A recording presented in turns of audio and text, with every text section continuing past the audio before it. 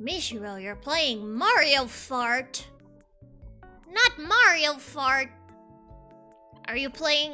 Which one are you playing? Before you begin your lurk, I need to know.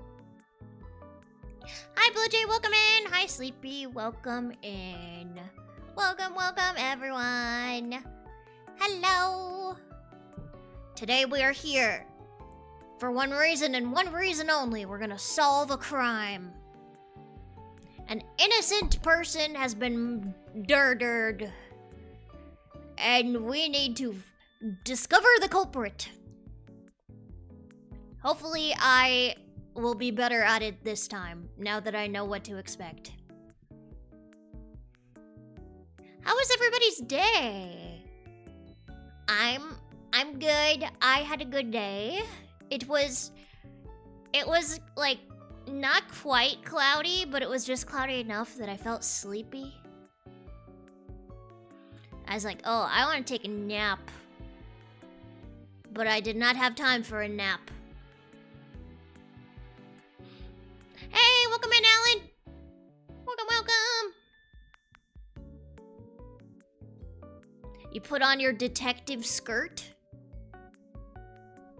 Do detectives normally wear skirts? I guess Amelia Watson does, right? Do you mean detective skirt? Or was that a typo?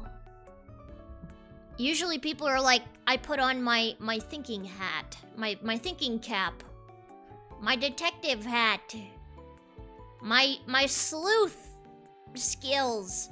You're prepping for an MTG pre-release. Oh, Magic! Magic the Gathering. How do you prep for a pre-release? Are you like prepping in terms of getting ready to have quick fingies so you can buy all of the things? I've never participated in Magic the Gathering.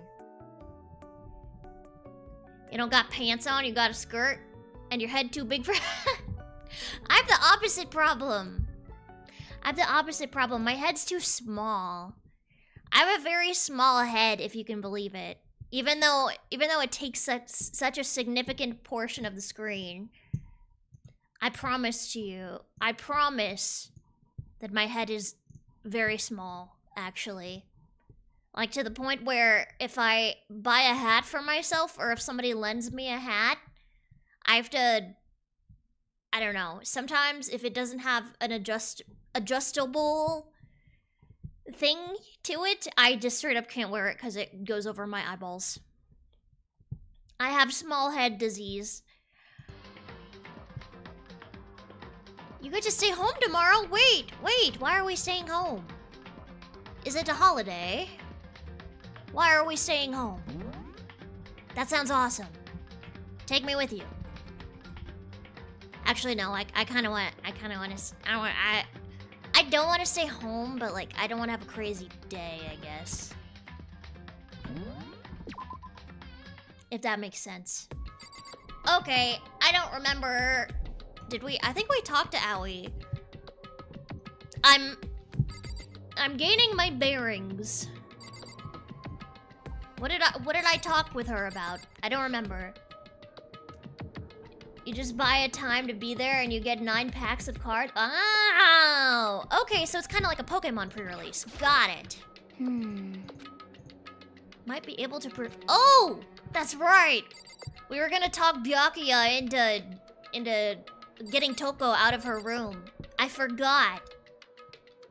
Your dad is letting you stay home, clean up a bit, and relax? Nice! Mental health day. Those are important. Last time Chihiro died, Byakuya owes us money, and Toko acting kind of funny. True! Thank you for the update. Thank you for the recap. That's helpful not only for the audience, but also for me, because I kind of forgot. Hey, Byakuya! Do you think you could ask her to come out of her room, I mean? That's fine. Sure, whatever. Huh? You're gonna talk to her, Byakuya? Wow. I guess you can be nice when you want to. Byakuya stood in front of her door, not making a sound, and pressed the doorbell. Ding dong! After a few moments, she emerged. Leave me alone! You're all so annoying! Ah! Bacula! Who is Bacula? The newest Magic the Gathering set is a crossover with the Teenage Mutant Needle Teetles! It's Byakuya. That's exciting!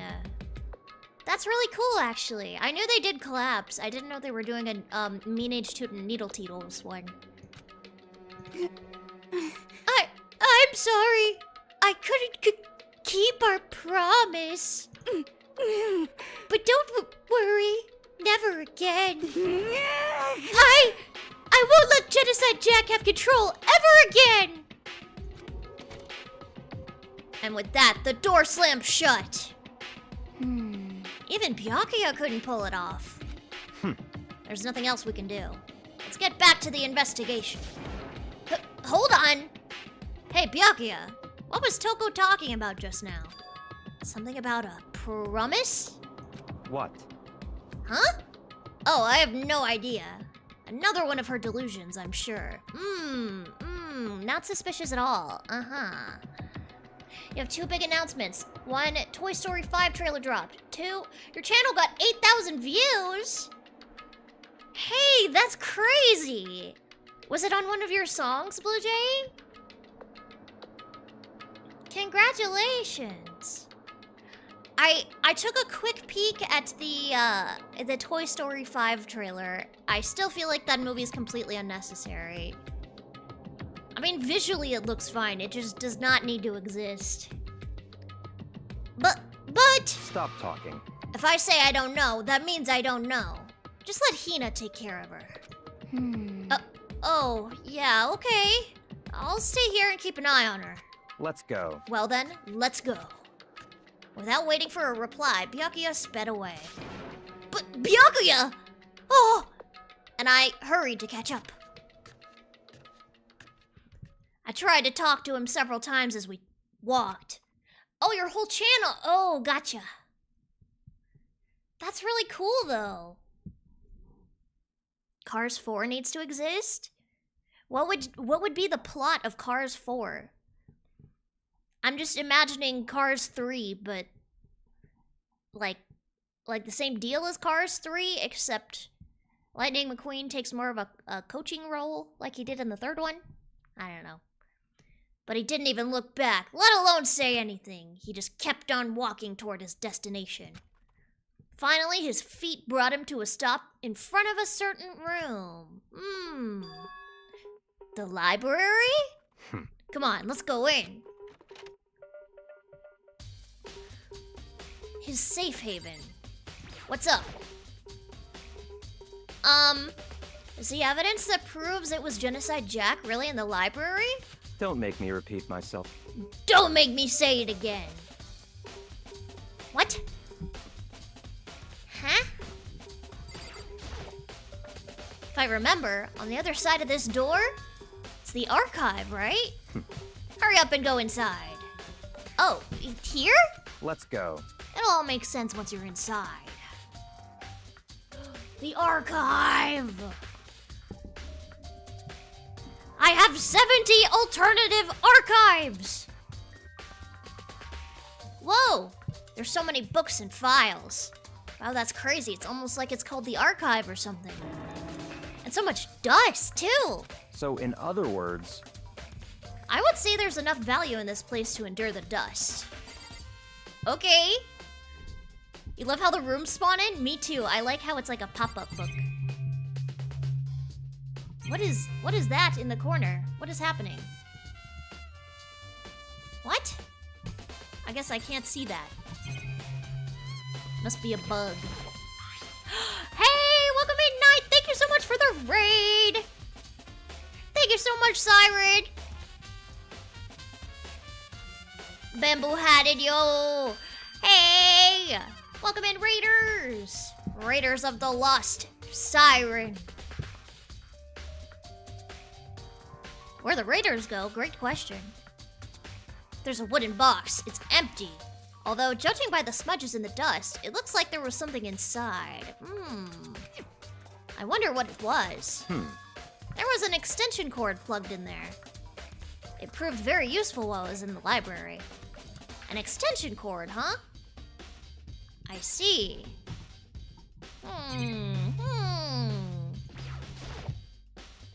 There's so many files stuffed onto the shelf. What's in all these things? That's enough. Those documents are dangerous.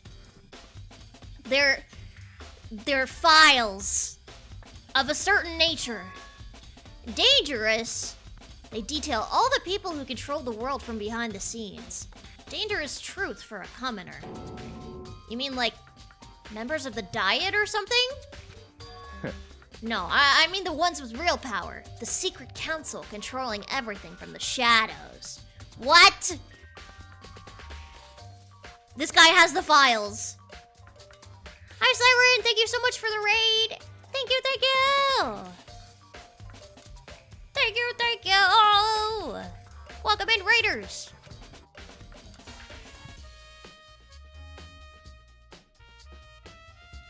I'm deranged. What? Manual raid. Okay, I see. Thank you so much, raiders. Welcome in. Welcome, welcome. See, this is perfect because we're playing a murder mystery solving game. You guys can help me out in cracking the case. I'm a Vespa, yes. I'm a Vespa like I'm a bee, like I have a stinger. Sting! If you're ready to be disappeared for it, take a look. There are some very interesting people in there. You're just kidding, right? Am I? I'll just let it go for now. We're not looking at those files. Not looking at that. You're not smart enough for this? I promise you, you are extremely smart enough for this. This game is kind of for dumb people, which is why I'm playing it. Take the valuables and run! Hey, wait, come back! Come back! I need those. Look inside Makoto to find the big E. Not really thinking about it. I picked one at random. Ah, you have a sharp eye indeed to select that file. Huh? That's right. That's the report on a presidential assassination. The original is kept at the National Library. It won't be declassified for another 30 years. Are you sure you want to look at it now? There's no telling whose crosshairs you might wind up in for peeking at it. Without making a sound, I returned the file to the shelf. Wait, no! Wait! I wanted to read that file! I wanted to read that! What the heck? Knight, thank you so much for joining us! Thank you, thank you! You just got here, why are you number one? Oh, I don't know. Murder mystery, it's time to start cracking the case. It is, we're collecting evidence. They revealed the ones with real power, the secret council controlling everything. Oh, okay, we already looked at this. We already looked at that. What is this thing? Huh? It's a desk lamp. Oh yeah, it's the same one I saw Byakuya using in the library before. Whoa! That's crazy! What? Do you have a problem with that lamp? It really sounds like he does. What is his problem with this lamp? It was here before. Then I moved it over there. It's too dark over there, so I thought I'd put it to good use. Wow. Real evidence type stuff. There's a ton of thick files stuffed under the bookshelf. If you're thinking of looking through any of them, let me give you a little warning. Those things are filled with graphic, disturbing photos from all kinds of crime scenes. What? Beefing with the lamp. Is he dead yet? Is who dead yet? This guy? No, he's right here. Welcome in, by the way. It's the kind of thing any normal person wouldn't ever want to look at. Be careful. Huh? What do you mean? All those files there are investigation reports related to different cold cases. Those are internal documents for police eyes only. They're not the kind of thing you'd expect to leak. Oh? So, are you finally beginning to understand the true splendor of this library? The entire reason I was interested in the library is because of this room right here. Interesting. Is the snitch guy dead yet? No. He is very much alive, I'm sorry. Your phone gallery is also disturbing and cringe. He can't scare you. It's home to classified government documents, police records, things no ordinary person would ever see. Isn't it magnificent? This can't be for real, right? Such ignorance. Oh, hey, welcome in, Draco! That's your guys' problem. Anything that doesn't fit into your preconceived reality, you label it a lie. Well, it's not that. It's not like I totally refuse to believe it, but... I mean, there's just so much. How could anyone have put all this together? Excuse me. I suppose it goes to show just how much power Hope's Peak Academy truly wields. Or perhaps... the mastermind may have wanted to provide us with enough entertainment to keep us from getting bored. It's no use. I can't keep up with all this. It's just too unreal. What's wrong? You still can't believe it? What about you? How can you believe it so easily? Things like that are usually impossible. What? What do you mean, usually? Usual? Normal? Ordinary? Simple? Those things don't exist anywhere in the real world. If you don't understand what they actually represent, you don't understand the nature of anything. You don't pull your punches, do you? Besides, what you consider usual is based on your common sense, right? But what makes you think your own common sense applies to me at all? The documents gathered here are genuine. I've reviewed them multiple times, so there is no doubt. Multiple times? All of them? Hold on a second. You're saying you've read all these documents and more than once? But all this has to be like top secret, confidential stuff, right? So why? My family has a reading room just like this at our home. Ours is bigger, of course, and not as dusty. What? Huh? Members of the Togami family have access to any variety of government-related documents. Oh, I see. You're on the inside. I see. If the mastermind wants to be entertained, they should like and subscribe to Hachimitsu Vespa. So true! Question, Vespa-san. Is model inspired by Vocaloid Rin? I get that a lot. It was not purposeful. It was a happy accident. But I do like the comparison, although my little hair bow is supposed to represent antenna, because I'm a bee. What's this dude's problem? We should get him? This dude's problem is he's a snotty rich kid. That includes foreign powers as well as domestic. How is that possible? So in other words... I already told you. There's a secret council that controls the world from the shadows. Okay, buddy. My family is a member of that council. Yeah! Yeah, it wasn't a purposeful inspiration, but I do quite... I look like her, don't I? I very much resemble her. Don't get him yet? He owes us money? That's true. He is very rich. He's paying us to investigate this. Hypothetically. And I have within me the bloodline that will allow me to one day bend the world to my will. But to become such a ruler, I must know all levels of this world, backwards and forwards. So whenever I have time, I like to review whatever documents and materials that interest me. Which is why I can proclaim, without a doubt, that the materials gathered here are the real thing. This is beyond believing or not believing. Byakuya is actually starting to scare me more than the actual mastermind. What always interested me most were the cold case police investigation reports. Reading through those reports has always been a hobby of mine, ever since I was little. What? Okay, this guy's messed up. This guy's messed up in the head. If we didn't already know that, now we do. It's excellent mental exercise. I've solved more than a few of those cases just by reviewing the reports. Okay, buddy. Actually, I solved the murder case and then everybody clapped. And among all those reports, one of my recent favorites is the Genocide Jack case. As he talked, Byakuya grabbed a specific file from the shelf. That's right. This is the complete case file. Every single report surrounding the Genocide Jack cases have been compiled in here. You know little about Vocaloids? Who is Rin? She looks like me.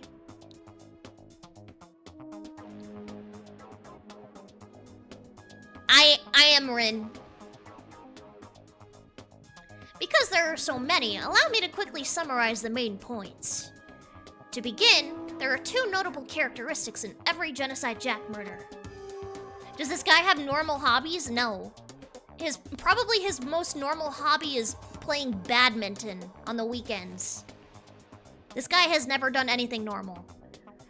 The first characteristic is that every crime scene, the word bloodlust is written in the victim's own blood. And the second,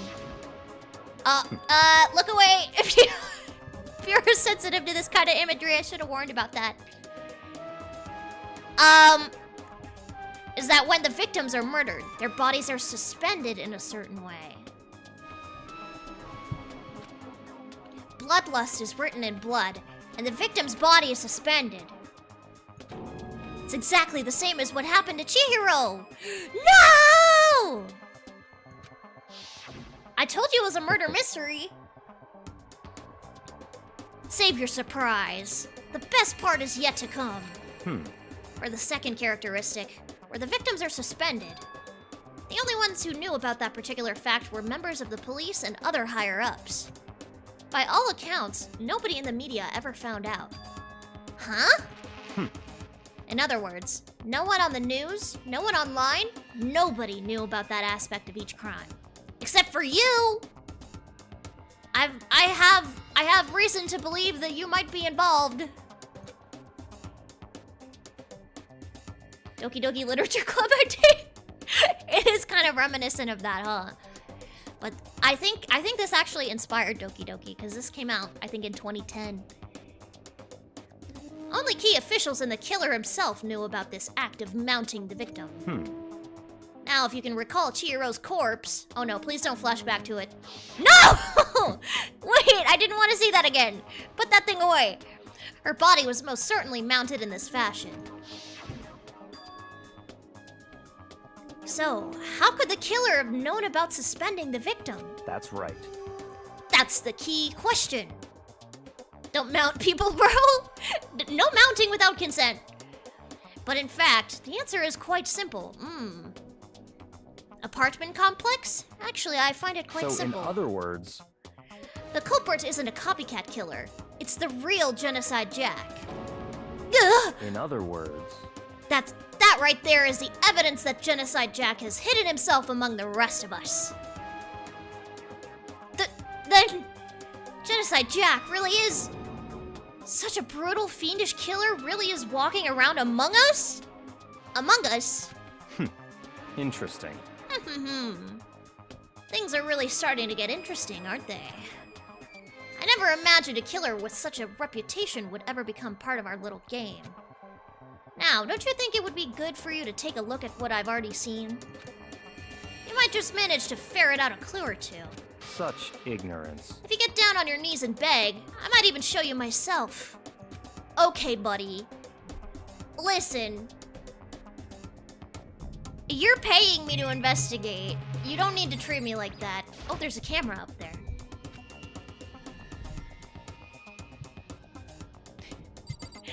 This is feeling more like Among Us, I guess. Okay, well, it's time to start looking at files. That's right. That's the report on a president. Okay, we already looked at. I thought it was gonna prompt me to read some of the special files. This is just the same dialogue. I don't want the same dialogue. Give me new stuff. There's a ton of thick files stuffed under the bookshelf. Okay, yeah.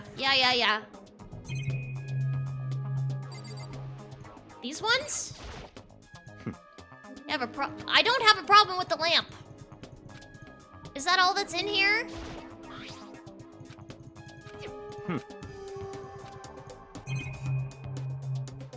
Okay. I guess that's all that's in here to look at? Hold on, what do you mean we still have more to check here? I clicked on everything. What do you want from me? Okay, we clicked on that one. I'm clicking on this one. We're gonna go through one by one. That's right.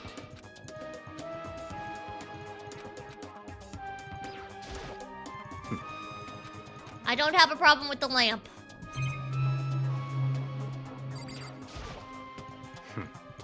Yeah.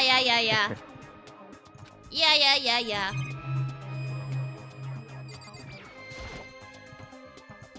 Do I need to talk to Byakuya?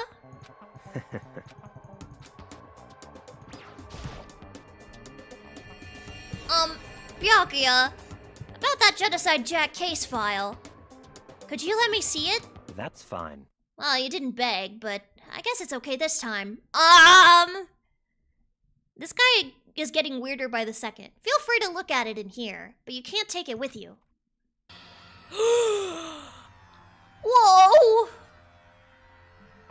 Byakuya handed me the file, and I flipped through it with tense, nervous fingers. I like how it says top secret, but it tells you what's in the file on the front. Suddenly, my hand stopped. I'd reached the page where the photos from the scene of each crime had all been collected. Yikes. The names of Genocide Jack's victims ran on for several pages. Ken Harada, 32. Tetsuhiro Honda, 17. Shoji Gaku, 23. I can't talk. Kano Issei, 14. Takeshi Yoshida, 30. Komatsuna Taro, Takefumi Gono, Uchida Naohisa, Takeshi Masamune, Yuto Yamajino. Wah! There was no end to it. But one thing became perfectly clear as I read. Hey, welcome in, Evo! Welcome! All of the killer's countless victims were killed and suspended in exactly the same way.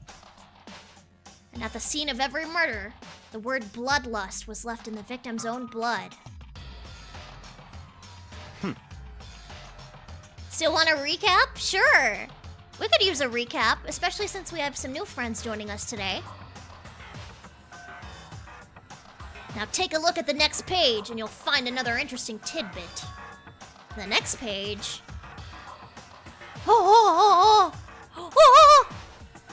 Profiling results? All of the crimes took place either on weekdays at night or during holidays, either day or night. The most common time for the killings to take place was on holidays, in the afternoon. Based on these facts, it can be suggested that the suspect may be a student. Evidence suggests that the suspect lingered at the scene, but when they did leave, they were in a panic. Because an eyewitness has never come forward, it's unlikely there was any external reason for this. This confused behavior suggests that the suspect may potentially suffer from dissociative identity disorder. Whoa! So, in other words... The key point here is that the culprit may well have a split personality. A split personality? Like the kind of thing you see on TV? So I'm part of another totally unbelievable story. But this one is way more unbelievable than anything else up until now. I don't know about that, buddy. You've been locked in a murder high school, and you can't get out without killing someone. I feel like that's pretty unbelievable. Or maybe it really isn't. I don't know, I feel like my mind has gone numb. Yeah, more evidence! Let's go. Alright, we should get going soon. Naegi is easily impressed. He is. He's not very smart. Huh? Where are we going? Anywhere but here. We finished our business here, haven't we? Wait! Byakuya! As usual, Byakuya turned and left without another word. I hurried out of the library to catch up. Well, this is where we part ways. I have some things I need to take care of before the class trial. Huh? Just all of a sudden like that? I don't have time to play with Come you. on, enough of your annoying misapprehensions. Did you really think we'd be together the whole time? I mean, kind of. A little bit. Take responsibility for yourself and do something useful. Move the investigation forward on your own. Goodbye. Well, goodbye. Just like that, he was gone. Just as quickly as he'd asked me to join him, he'd cut me off. In the end, I feel like I was just some plaything getting tossed around. At the same time, I'd uncovered some really important clues thanks to him. What about my buddy? Hey, he can't leave the school. There's only so many places he can hide. Genocide Jack. He's the one that killed Chihiro. And that murderous fiend is one of us! I definitely don't know who it is. But who is it? I have to find that out, no matter what it takes! And to do that, there's somewhere I have to go investigate one more time. I have to go back to the crime scene, the girls' locker room. I should check the boys' locker room, too. And the others might have come up with some info I might find useful while I'm at it. I need to find out everything I can. Got it! To the locker room! Okay, get ready for a crime scene.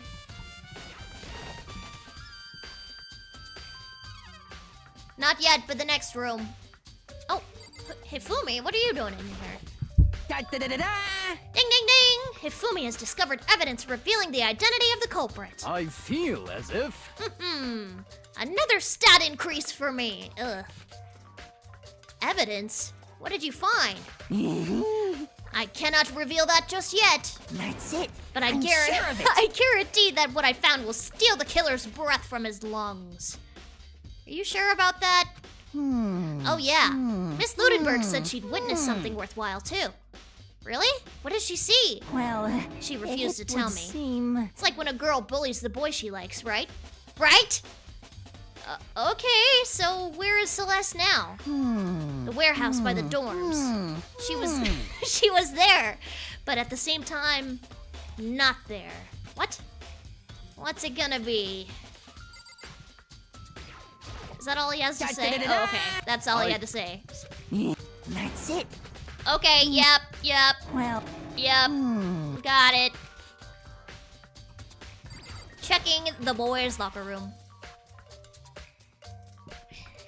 Last time on Danganronpa, Vespa witnessed two guys bond over their sweaty challenge. Oh my gosh, I forgot about that. That was hilarious. Byakuya doesn't want to talk to us, and the Pepto-Bismol man strikes again. He sure did. The genocide Pepto man. The internet is bonked. Uh-oh. Is that a poo-poo stain? Who poo-pooed in here? There's a strange stain on the carpet. What is it? Boys' locker room carpet has been added to the truth bullets section. Okay. The poster! The poster is different! Huh? This poster. It's a popular boy band called Tornado. Somehow it doesn't quite seem to fit in the boys' locker room. It doesn't. I think that was in the girls' locker room before.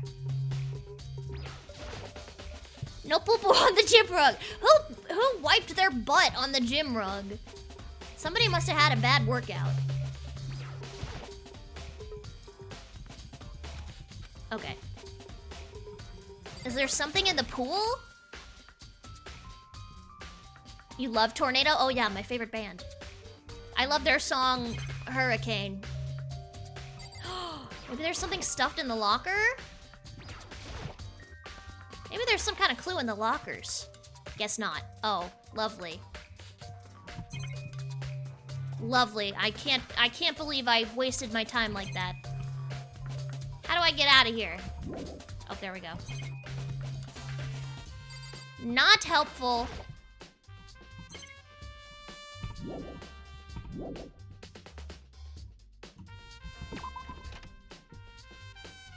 Yes, my favorite definitely real band. It definitely exists and is real.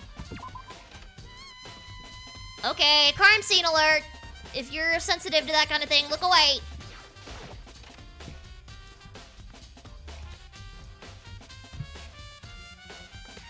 The poster! It's the bloodstained poster.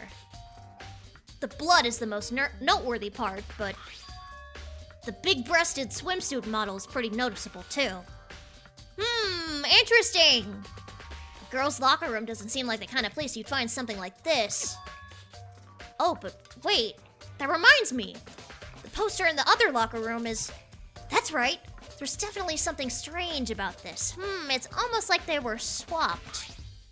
In the boys' locker room, there's a poster of a popular boy band. In the girls' locker room, there's a poster of a big-breasted swimsuit model. Could the posters have been switched? But if they were, why? What reason would anyone have? Maybe I should talk to someone who knows a little more about the locker rooms. Intriguing. Sayaka, got anything? I don't know about that. Wait, no, I didn't want to leave. I wanted to hit the evidence button. The evidence button. Okay, we looked at the dumbbell. We looked at that. Blood. That makes sense. That makes sense. We're in a crime scene.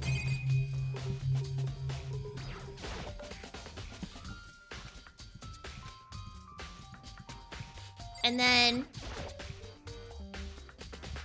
we looked at this. Do I just have to talk to everybody in here? You spend a lot of time exercising in the girls' locker room, right, Sakura? Of course. I've used it nearly every day since it opened up. Sometimes Hina and I use it together. Okay then, let me ask you something. Do you think the posters in the boys' and girls' locker rooms could have been switched? I'm sorry. Sorry, I can't really say. I never really paid any attention to the posters. I see. However... But there is something that's been bothering me about the locker room. You see, I like to drink a little protein coffee every time I finish exercising. We have protein coffee? Since when? In the warehouse. It's not the highest quality, but I don't have a lot of other options. I mix protein powder with coffee and down a glass of it after exercising. Anyway, the other day I spilled some of oh, that's what the stain was. I spilled some on the carpet in the girls' locker room and it left a stain. The carpet was switched? A stain? I don't see any stain on the carpet now. Of course. Exactly. I noticed it earlier. The stain has disappeared. I can only assume someone came along and cleaned it up. But still, isn't it unusually clean? As if there was never a stain here to begin with. Intriguing. So it's not poo-poo on the carpet. That's kind of a relief. Yeah. Okay. Yeah. He doesn't have anything new to say. Yeah. La la la la la. Hey, Kyoko, excuse me. Have you made any progress on your investigation? Indeed. Generally speaking. However, But I have to get going. I have something unrelated to take care of. Something besides the investigation. What is it? well, She has a hot date, okay? She doesn't want to talk about it. Nothing you need to worry about. Just concentrate on the murder. But so then, before I go, let me give you one piece of advice. You should examine Chihiro's body one more time. Thoroughly. Also, her handbook is missing. You might want to determine its whereabouts. goodbye. That's it. I'll be praying for your success. With that, Kyoko turned and left the girls' locker room. Guess I'll take another look at the body then. And Chihiro's handbook is missing. That's definitely worth worrying about. Mysterious. You think you know who killed Chihiro? It was the economy. Not the economy! The economy strikes again. Kyoko said I should examine the body one more time. I know she said thoroughly, but I do have my limits. Well, I'd better give it a shot anyway. Let's see. Chihiro's hands are bound with what looks like some kind of rope. Me thinks it's extension cord, but okay. The rope was used to prop her up in a kind of crucifix position. Huh? This rope has a plug? See, I told you! I told you, bro! Wait, so then this isn't a rope at all! But the more I think about it, the more that's not the only thing that concerns me.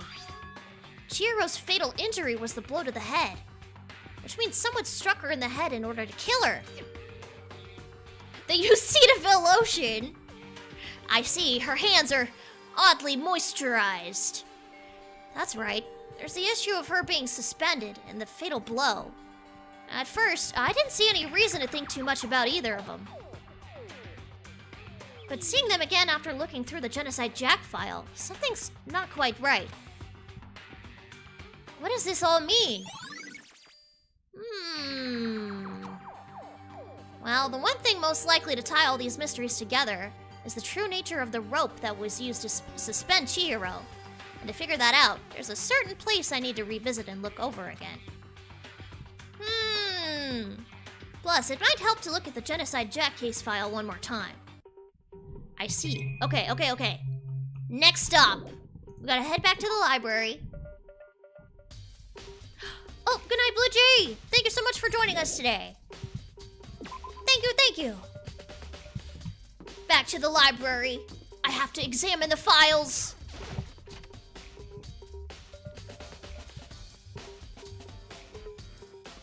Head inside. Head into the archive. And look inside the box. The wooden box is empty. The extension cord was in there before. Yes, it was. I thought that would give me like a... I don't know. Like a hint. I want to take another look at the Genocide Jack case file. I know it was around here somewhere. Huh? It's gone! Did someone take it out of the archive? But the only one who would do something like that... I can't think of anyone but Byakuya. Mysterious. So where did Byakuya end up? He's not in here. What do you mean there's something I need to... Oh, this! Is it this? There's a thick layer of dust on top of the desk. Maybe there's some kind of clue here. Okay. That's not what I wanted to check. The lamp! The lamp! Huh? The lamp won't turn on. Oh, I see. It's not plugged in. The lamp's cord isn't long enough to reach the outlet from here. But last time I saw it, it was definitely on, and it was definitely right there. Oh, that's right. Byakuya was using an extension cord. But there's no extension cord here now. I wonder if...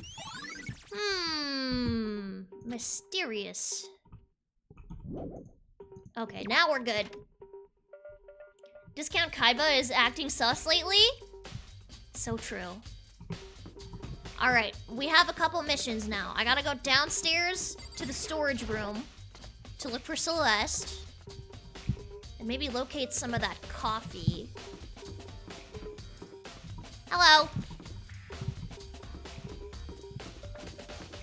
Was the storage room? The storage room was back this way, I think. Yeah, okay. Here it is.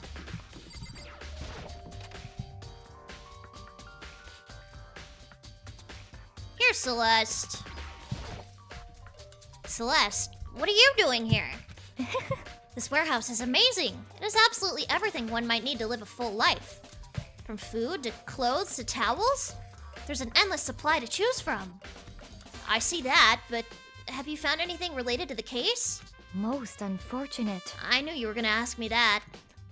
I thought talking about the warehouse itself might just misdirect you, but I see it was pointless.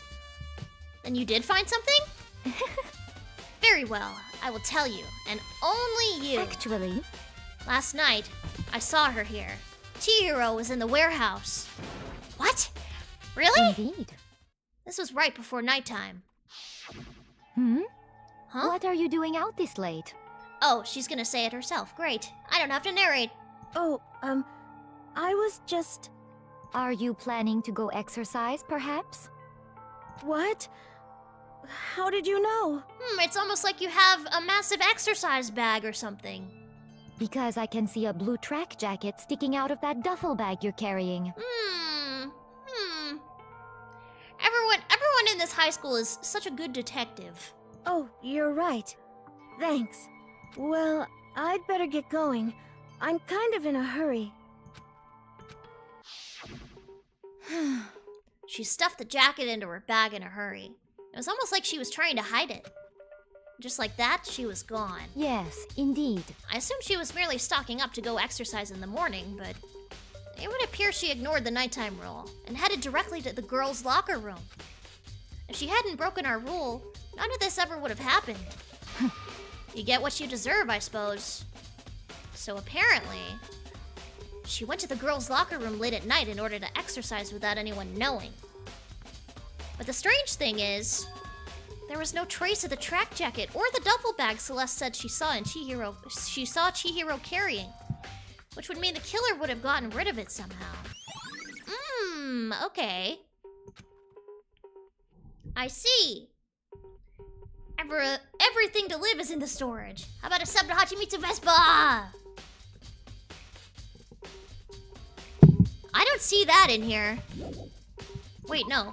Wait, no! Wait! I wanted to look for protein coffee in there. Hang on. Hang on. Protein coffee. That looked like coffee to me, but whatever. Okay. Never mind. Alright, I bet they disposed of it in the trash room. Let's check.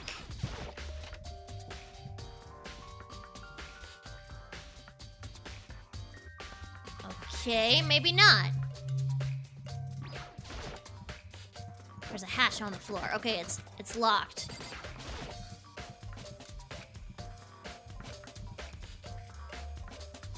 Okay, I guess it isn't related to the case. How else would they have disposed of the evidence? If not in the trash room? Let me check Chihiro's room. Can I look in her room? This is Chihiro's room. Okay, I guess I can't look in there. Fun fact, protein coffee does exist. I would assume so. Or I guess you could just make it yourself like Sakura does, where she just makes coffee and then puts protein powder in it, right? Can I look in the girls' bathroom?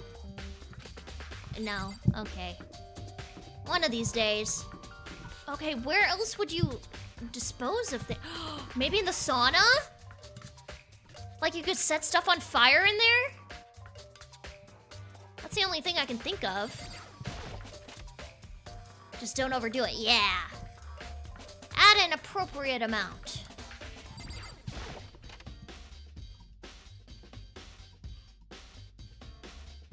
Okay, maybe not. What's this? Is it the heat source of the sun? Okay, never mind. I thought I was onto something there. Nothing in here either. Where else would you get rid of stuff?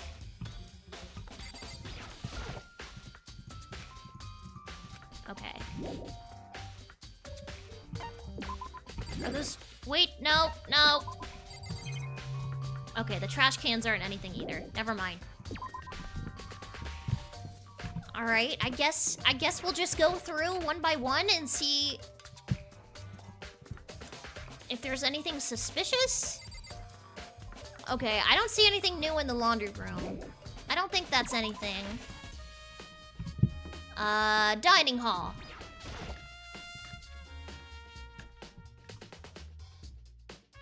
Is there anybody in here? Oh, Awie's in here. Oh, Hina, how's Toko doing? Same as before. She won't come out. She just keeps on mumbling something about Genocide Jack. Oh, hey Ernest, welcome in. Welcome, welcome. The red sock and the whites is definitely related? Oh yeah. So I just left her there. You left her? My head was all swimmy and I was getting pretty hungry. Yeah. Oh, but don't worry. I'm gonna head back as soon as I'm done eating. Toko's not exactly pleasant, but I'm still worried about her. Speaking of which, what are you eating? Huh? A donut, of course. Of course. There's two things I'm sure God created. Outer space and donuts. That's why you can give her the donut floaty. Oh, it makes sense now. I bet Chihiro would have liked to eat more donuts. Maybe that was her one big regret. I don't think that's it, but okay. I should have tried to spend more time with her. Come to think of it, who did she spend time with? Well... Yeah, she was a little bit strange. Didn't really hang out with the other girls much. It was like she was trying to keep her distance from us. Actually, Sakura said something similar. She said that even though you and her invited Chihiro to exercise with you, she always refused. Yeah, totally. Yep, it's true. And it wasn't just us either. It was like she stayed away from all the girls. Was she just shy? I don't know. She talked to the boys all the time. Isn't it kind of weird to be shy around your own sex, but totally fine with the opposite sex? Ah! Oh, wait! Maybe she was used to guys spoiling her. The law says you can't judge a book by its cover, right? You think so? I never really saw her as that kind of girl. I see. Ding dong, bing bong!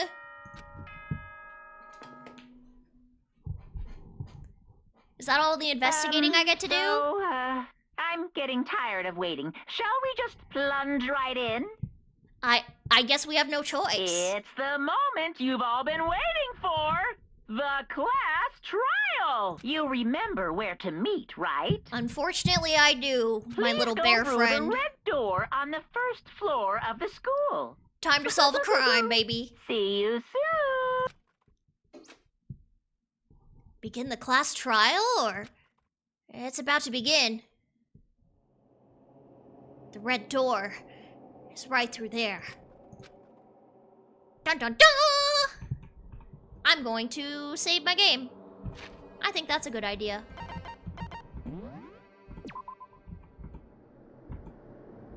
Great. In we go, baby.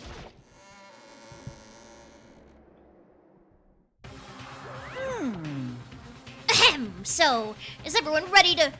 What? Am I blind, or are we missing someone? Yo. Yeah, Toko's not here. Huh? And Toko is... You really don't remember? Come on. Kidding! I'm just kidding. How could I forget that little nut job? She's a crucial part of the class trial this time. What are you gonna do? Okie dokie, I'll go ahead and drag her out here, kicking and screaming. Just one moment, please. And just like he said, a few minutes later, he reappeared, dragging Toko behind him. Uh-oh. I told him I didn't want to, but he forced me. I can't believe you would drag a girl around. Terrible! You're terrible! Phew! So now everyone's here, right? Okay then, hustle onto the elevator and let's get the show on the road. I'll see you guys down there. Let's go. So, shall we get going? It's time to find out who killed Chihiro. Chihiro Fujisaki. She was so gentle, so calm and meek. Nobody had any problems with her. Someone made the choice to kill a girl like that.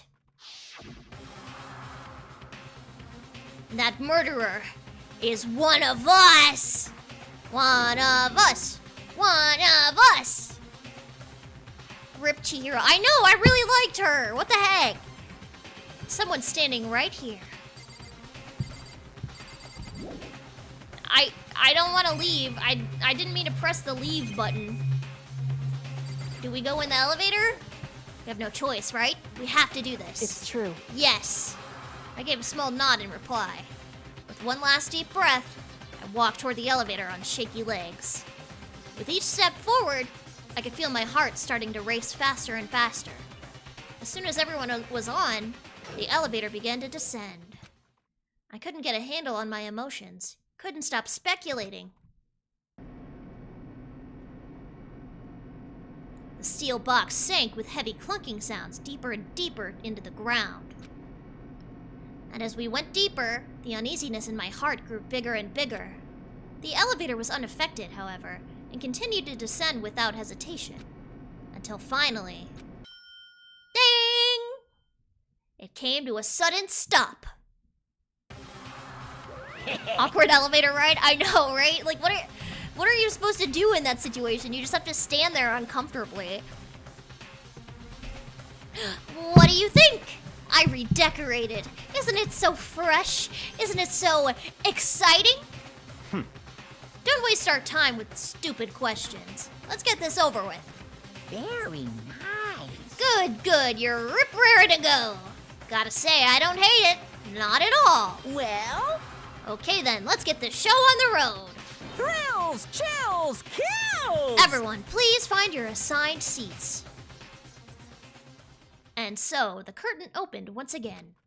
A deadly judgment, a deadly deception, a deadly betrayal, a deadly dead, a deadly murder, a deadly die, a deadly riddle, a deadly defense, a deadly faith, a deadly class trial.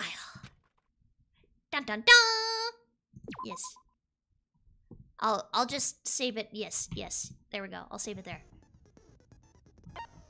I think I'm ready to go. Let me check truth bullets. Let me see what truth bullets I got. I got the Monokuma file. I got Sakura's account.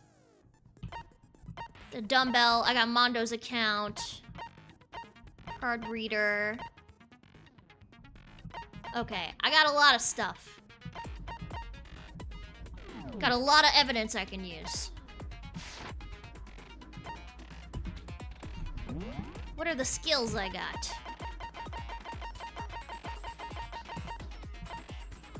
Increases bullet capacity.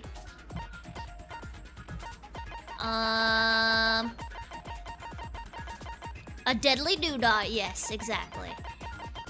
Did I not unlock any other skills? That's kind of a bummer. Okay, well.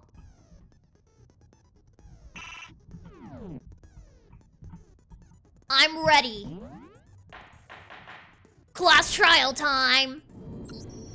Let's begin with a basic explanation of the class trial. So, your votes will determine the results. If you can figure out who done it, then only they will receive punishment. But if you pick the wrong one, I like how he's explaining this as if we haven't already done this. then I'll punish everyone besides the blackened, and the one that deceived everyone else will graduate. Okay, then. So, first off, let's talk about the murder weapon! First, we have to make clear what was used to deliver the fatal blow. I wonder what it was. Boom! Chihiro's fatal injury. It appears it was a head wound. It was a head wound. According to the Monokuma file, the killer used a blunt instrument. But what kind of blunt instrument could it have been? It was a dumbbell. Shoot! Oh. What do you mean? I was gonna tell him what kind of blunt instrument it Chihiro's was. fatal injury. Okay, that's It stupid. appears it was a head wound. That's stupid. According to the Monokuma file, the killer used a blunt instrument. But what kind of blunt instrument could it have been? I bet it was an iron pipe. It was not. Interesting. I missed. I missed. Wait. Let me get out of here. Wait. How do I leave this? Poor Chihiro. I messed up. I messed up. Chihiro's I wanna fatal redo injury. this, please. It appears it was a head wound. I'm sorry. According to the I'm Monokuma stupid. file, the killer used a blunt instrument. But what kind of blunt instrument could it have been? I bet it was an iron pipe. It was not. No, that's wrong.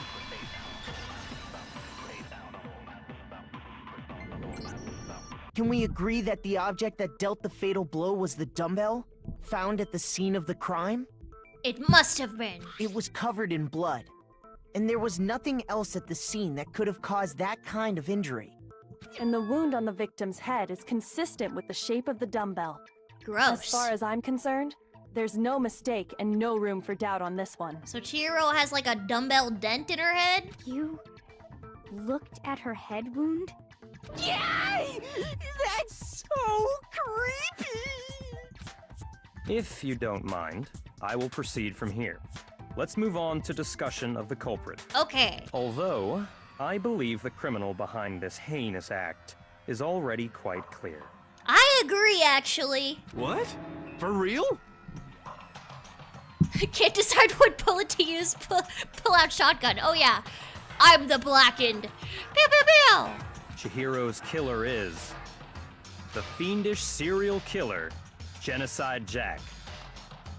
No spotter. Yes, exactly. She was trying to lift and the dumbbell fell on her head. She was too weak. Didn't have a spotter. Didn't have anyone to help her. Did he really kill Chihiro? A new element has been added to... Okay. Oh, sure. Sure. For this debate, okay. Lines of white noise will appear to disrupt your reactions. Your truth bullets will disappear if they hit these... Okay. There's a way to keep this white noise from getting in your way. Press the right mouse button to attach the silencer, which you can use to shoot down the white noise. Okay. Okay. Okay. I'm gonna try.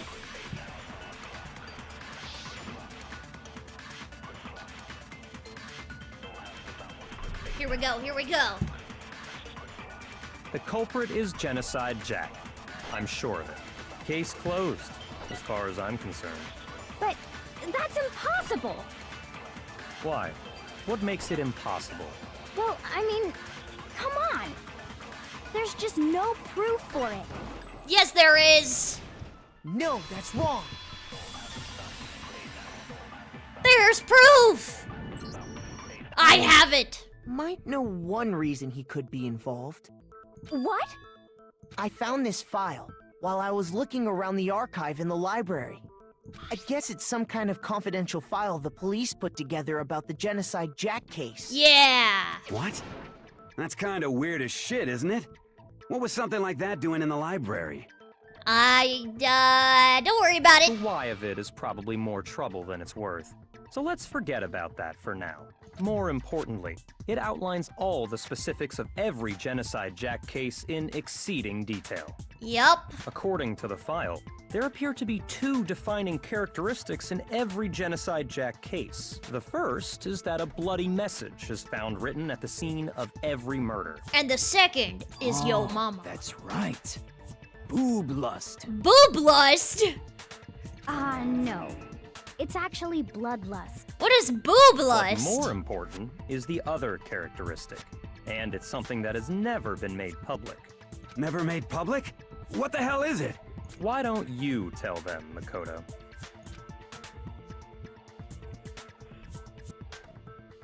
Oh gosh, I had a yawn. Oh! The other characteristic of every Genocide Jack case, which the world at large doesn't know. If I'm not mistaken, it has to do with the positioning of the body. How the victim was positioned. Apparently, in every Genocide Jack case, the killer suspends the body in a certain way.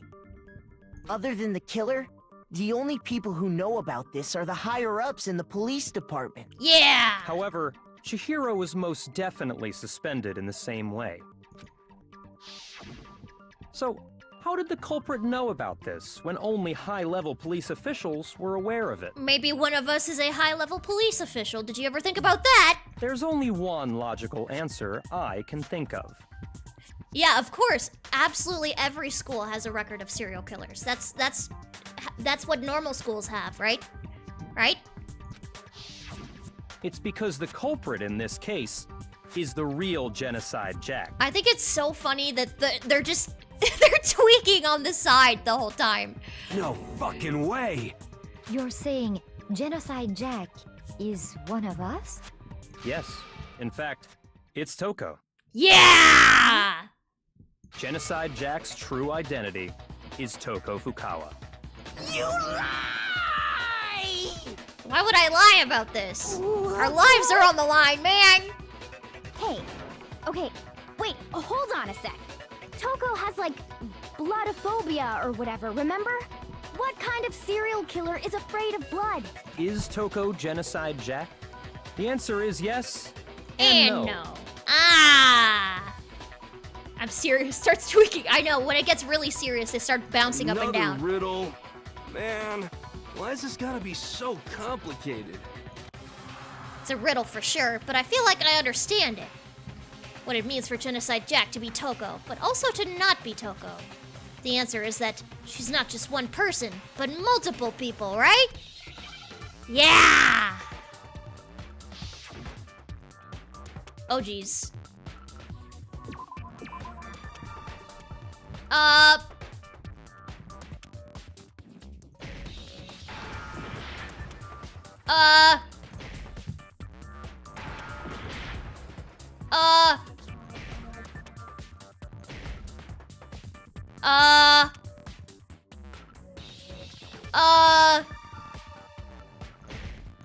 How are you supposed to know?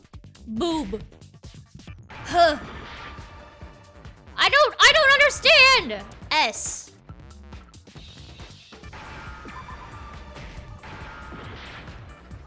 Is SCHI schism? Is it schism? Schizo? It is. That's so mean. Why are we calling her schizo? What the heck? Is it because Genocide Jack has a split personality? We're good. We're fine. We're fine. Huh? Why would it not be split? Why is it schizo? Schizophrenia is not the same thing as DID. I think I read that somewhere in the file too. They thought that the suspect might have... What the heck? What did they call it? Dissociative identity disorder. Oh, okay. But still, to go and say that about Miss Fukawa is... Perfectly acceptable. Toko's strange behavior after seeing the body is proof enough that she has a split personality. What? The one thing that shows Toko could have a split personality, it has to do with her behavior. Her behavior changed! I got it! You're talking about how she started acting totally different than usual, right? Disclaimer, please don't take mental health information from Danganronpa. Oh yeah. Please don't. Please don't. So Two-Face, okay, yeah, well. That's right. Think back. She fainted when she saw Chihiro's corpse, and then, when she woke up... Oh yeah, she was acting a little funny. She must have hit her head real hard when she fainted. The world has a front and a back, a top inning and a bottom, a sea of truth and a web of lies! You got checked, you did. This is quite concerning. I mean, she sounds completely different. She was acting funny, that's for sure.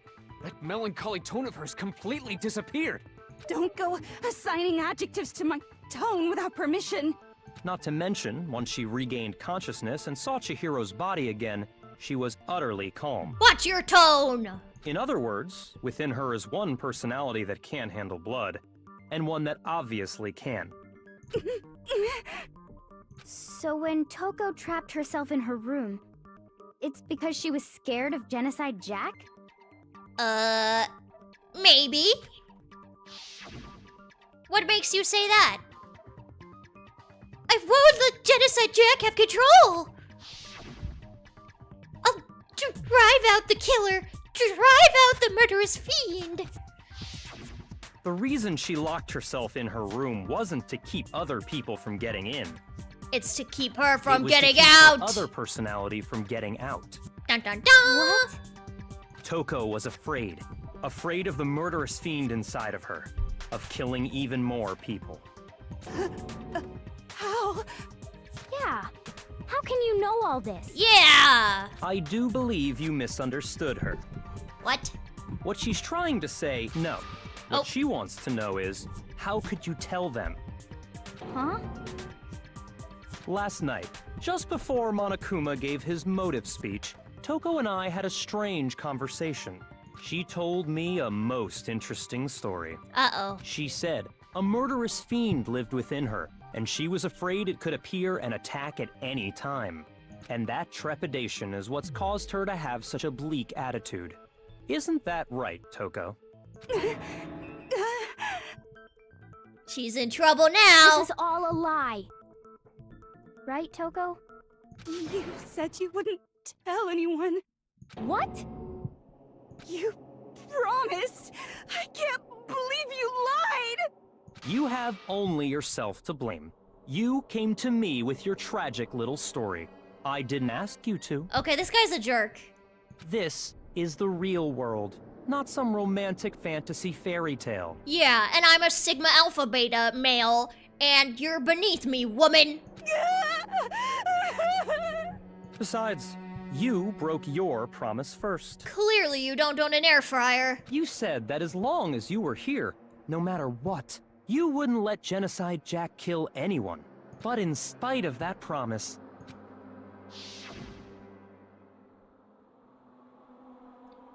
I'm sorry. I couldn't keep our promise. But don't worry. Never again. I won't let Genocide Jack have control ever again. You said if I will fear kept my promise, you would go out with me. You who doesn't own an air fryer? Ah, yes. That's the only reason I promised. Whoa! Whoa! Wait! They made a promise so she could date him? how many times do I have to tell you? I never said that. But you weren't able to do it. You just couldn't resist that rush you got from killing, could you? It wasn't her, dude! It was her other personality. I tried. I swear I tried to control it, But your efforts were useless. What a disappointment. Okay, no need to rub it in, dude. I hate you. Well, the opening act is nearly finished. All that's left is to hear from the person in question directly. The person? You don't mean... Toko's body suddenly lunged backwards. A huge thud echoed across the courtroom, but in the next second, she's changed! Well, hello there! Is it me you were hoping to see? Her tongue is long! All of her personality is stored in her tongue! It's like how pee is stored in the balls. What the heck? So you figured it out, huh? Well, whatever. What are you gonna do? I'm the ultimate murderous fiend, Genocide Jack! Or better yet, let's go with Genocide Jill! What the fuck is this? What? Did you not just see what happened? Toko, what happened to you? Not Toko. That's a loser name. And what happened is a textbook split personality. So what if one of them happens to be a serial killer? You should turn a blind eye to one's faults.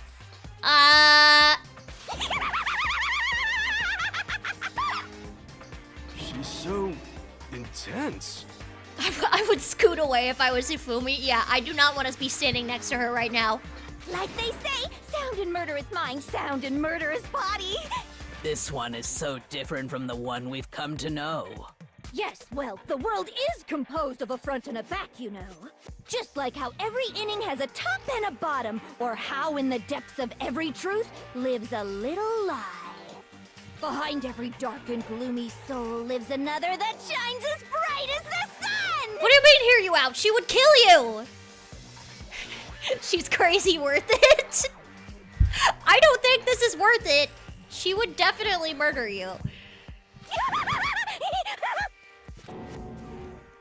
This is the murderous fiend, Genocide Jack?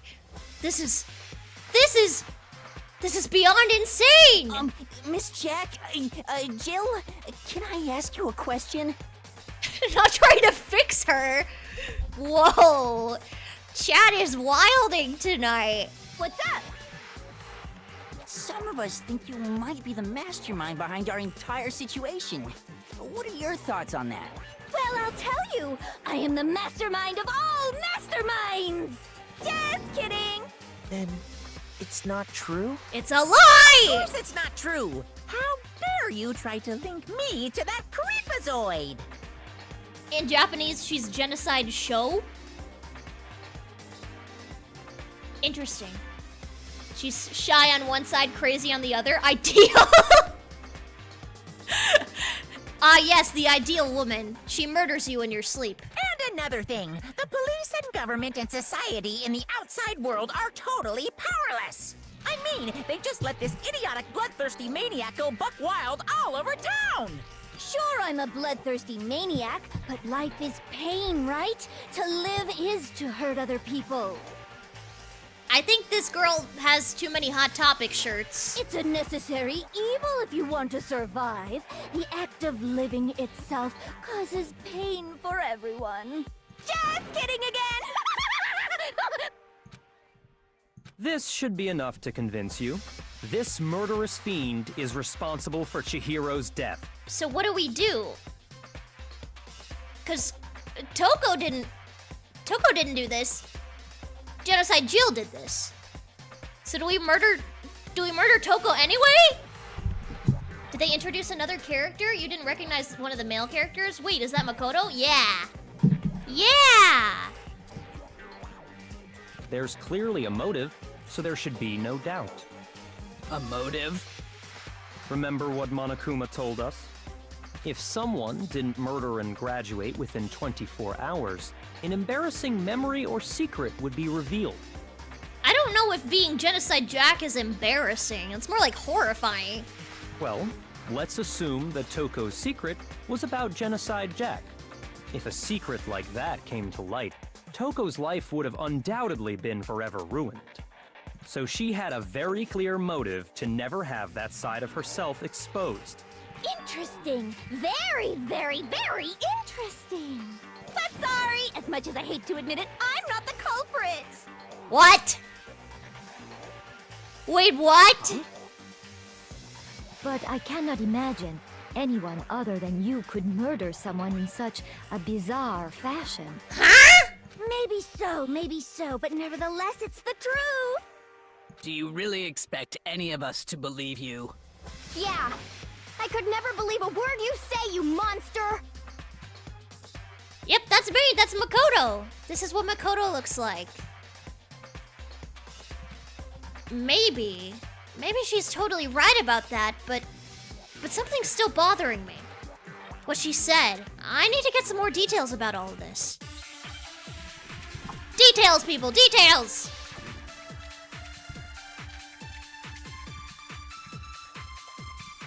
Sorry, but I didn't kill anyone! You say that, but do you really expect any of us to believe it? Maybe. Perhaps if you had an alibi, that would change things. Oh, an alibi, huh? Now we're talking! When you compare your past murders to this incident, the modus operandi matches completely. What more proof do we need? I missed. I missed. Give it up. You killed her. I missed.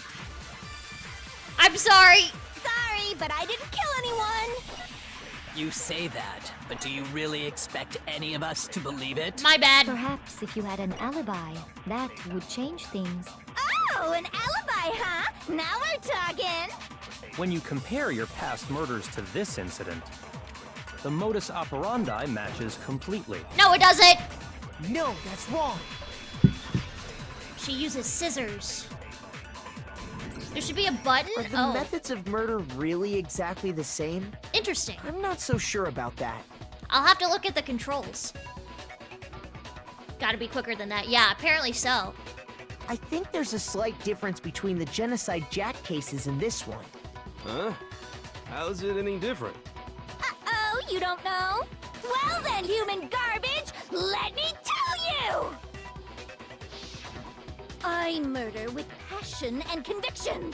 I consider myself a professional, and I have a very particular way of doing things. I guess you could say that. Imagine you go to a fancy Italian restaurant. They're very picky about the noodles, the sauce, everything. But what happened to Chihiro? It'd be like if that same Italian restaurant started using ragu or Chef Boyardee. Hey! Don't rag on Chef Boyardee. This is no creation of mine. I quite enjoy a can of raviolis. Not a Boyardee man yourself? Okay, well, to each their own, I suppose. let me rephrase that in a way that maybe makes more sense. Don't compare me to the degenerate killers. I'm a refined killer. Ah, yes, she has taste. There are two clear differences between the Genocide Jack cases and this one. There's one clear difference between the murders. In the photos from the other Genocide Jack cases, look at the neck and stomach. Here you'll see a clear difference. The victim's fatal injury. For one, the cause of death is different. In the Genocide Jack murders, all the victims were killed the same way. Yeah! According to the case file, they were all apparently killed with a pair of scissors. But Chihiro died from a blow to the head, right? Not the same. Yes. That is remarkably different from the other murders. Wouldn't it be strange for someone who kills the same way without fail to suddenly change their method? And there's more.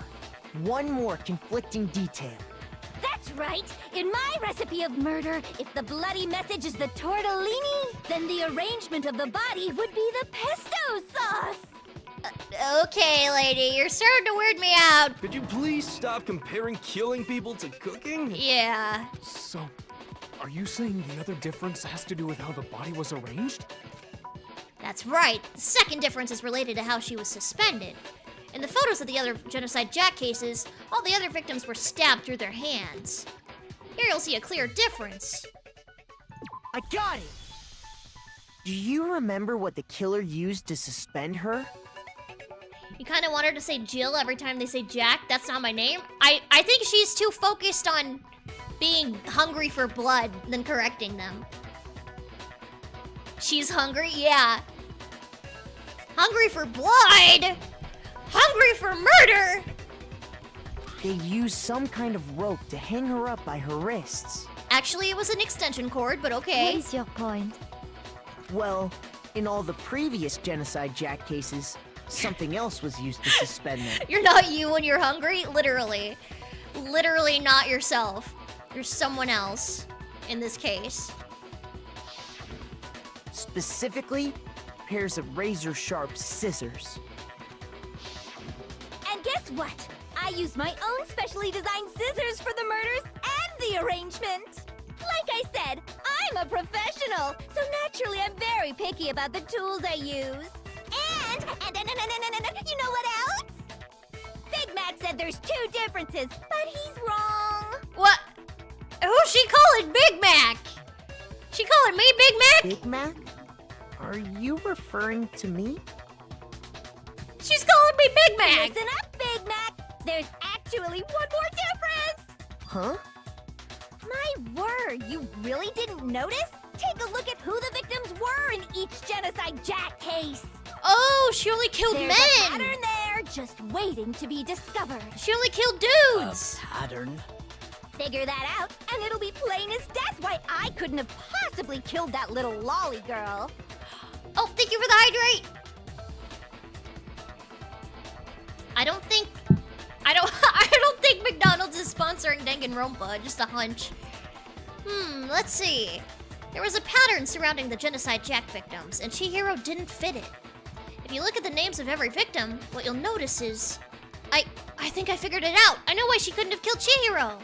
Because Chihiro was a girl! Is it because Chihiro was a girl? Bingo! Bullseye! Right on the money! What are you talking about? In all the Genocide Jack cases, all the victims had something in common. They were all dudes!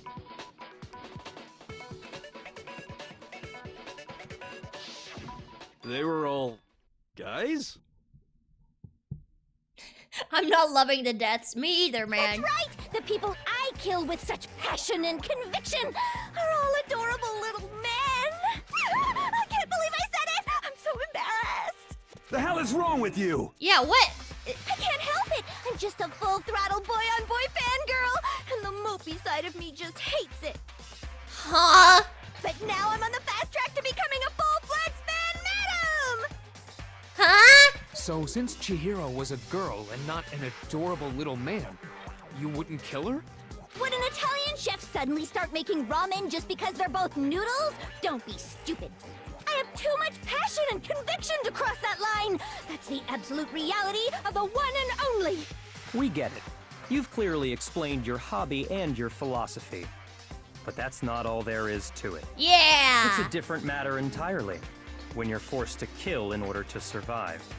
Quiet, lowly cur! Lowly? Cur? You heard her! You clod! I would never kill for a reason as petty as mere survival. And if by some fluke I did kill to survive, why would I bother with the message and arrangement? It'd make me the obvious suspect! That does make some amount of sense. Byakuya does seem way too insistent. I mean, I feel like he's trying to cover up the fact that he had something to do with it. Plus, whatever reason I have for killing, I would never leave out my prized scissors. Who would go out of their way to use a big, stupid, heavy dumbbell? Maybe you used the dumbbell because you couldn't find any scissors in the school? Actually, Dum-Dum, there are scissors in the school. Any scissors? I don't just use any scissors. I only use my own set of high-class envy of the entire world scissors! Okay, whatever. There still aren't any in the school. She definitely did it. Don't ask. Yeah, exactly. Everybody start pointing at her. Are you sure about that?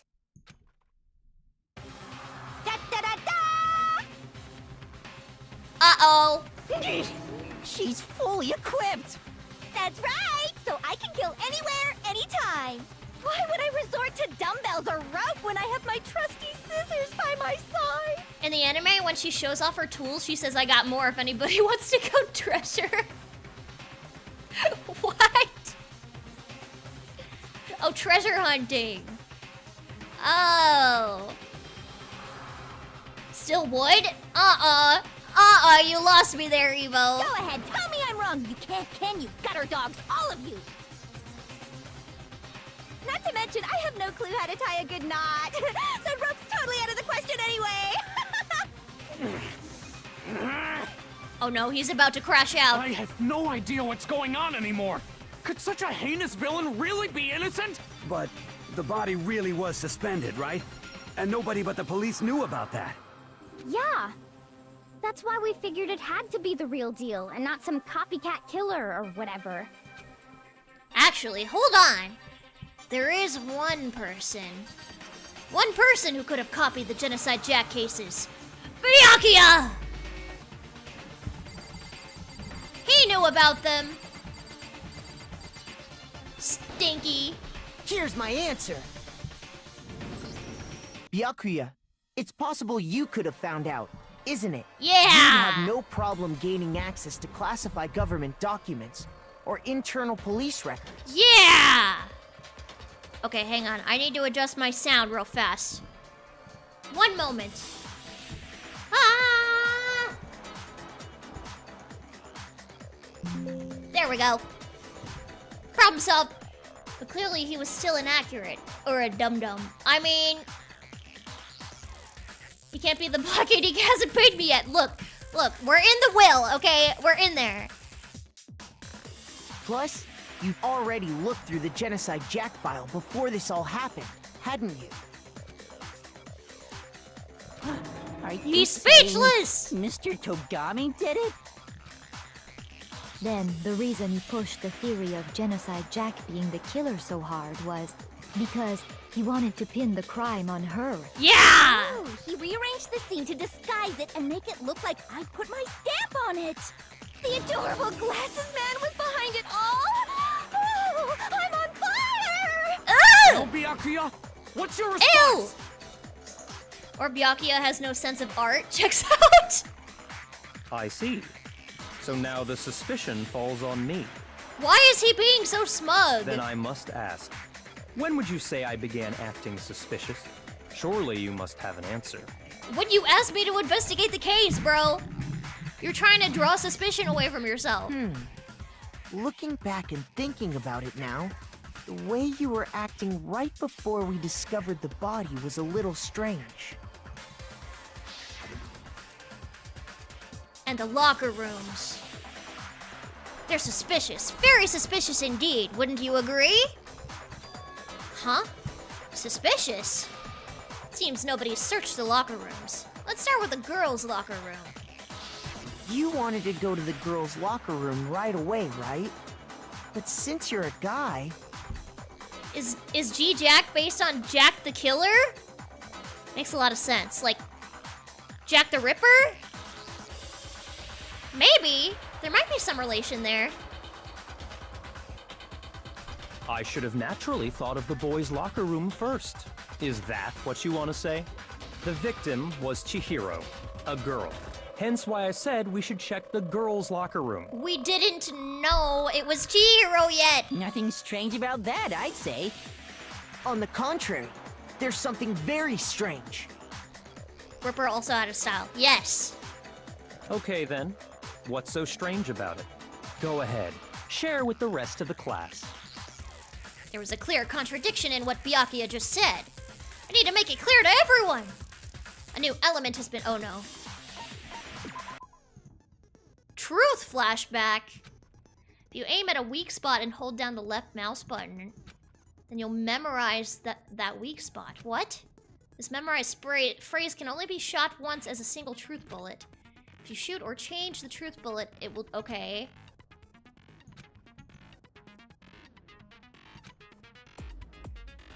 Okay.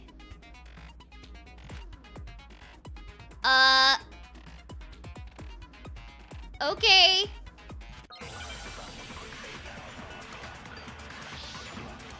Hey, welcome in, Entei.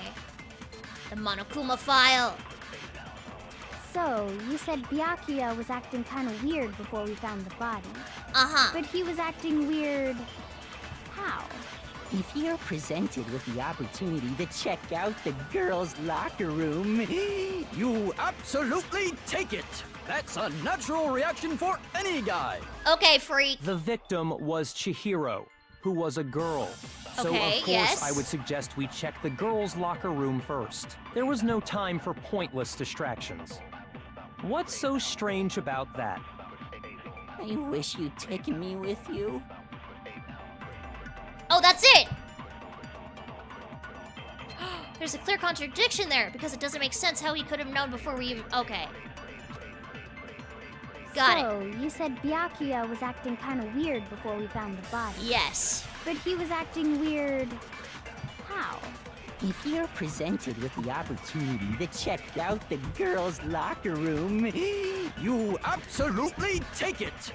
What? That's a natural reaction for any guy. The victim was Chihiro, who was a girl. So of course I would suggest we check the girls' locker room What did I first. just do? There was no time for pointless distractions. What What's just so happened? strange about that? What just happened? I wish you'd taken me with you. I was trying to shoot it! Why did I have a freaking laser beam? So, you said Byakuya was acting kind of weird before we found the body. But he was acting weird... What is happening? How? If you're presented with the opportunity to check out the girls' locker room, you absolutely take it. That's a natural reaction for any guy. The victim was Chihiro, who was a girl. What? Shoot! What is it? So, Wait, what? You said Byakuya was acting kind of weird before What? we found the body. Shoot! So, you said Byakuya was acting kind of weird before we found the body. But he was acting weird... how? What? if you're presented with the opportunity to check out the girls' locker room, you absolutely take it. I'm so That's confused. a natural reaction for any guy. The victim was Chihiro, who was a girl. So of course I would suggest we check the girls' locker room first. There was no time for pointless distractions. What is happening? What's so strange about that? What is happening? I wish you'd taken me with you.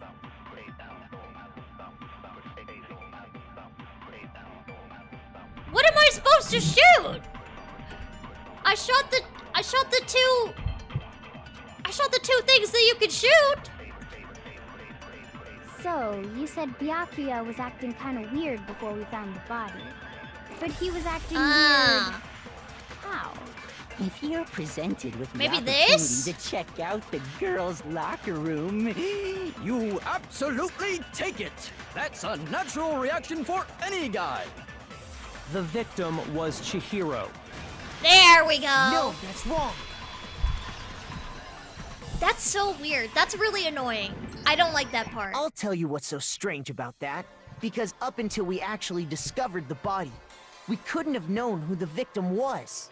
So your claim that you went to the girls' locker room first because Chihiro was the victim doesn't hold up. I see. That's a good answer, I must admit. Interesting. Very interesting indeed. But your reasoning is still too weak. What do you mean? Huh? What's wrong? Is that it? Surely you've got more than that. Go ahead. Show us. What's with Byakuya's attitude? It's like he doesn't even care. I've got him cornered, but he's acting like it has nothing to do with him. What's the matter? You're not finished already, are you? There must be more to it. There is. I think. There is more to it. Think about it. We just talked about the differences between this case and past Genocide Jack incidents. The proof you're looking for is hidden in there. Oh? Proof that I'm the culprit, you mean? The differences between this case and other Genocide Jack murders. The evidence that proves Byakuya is responsible is hidden in there? What could it be?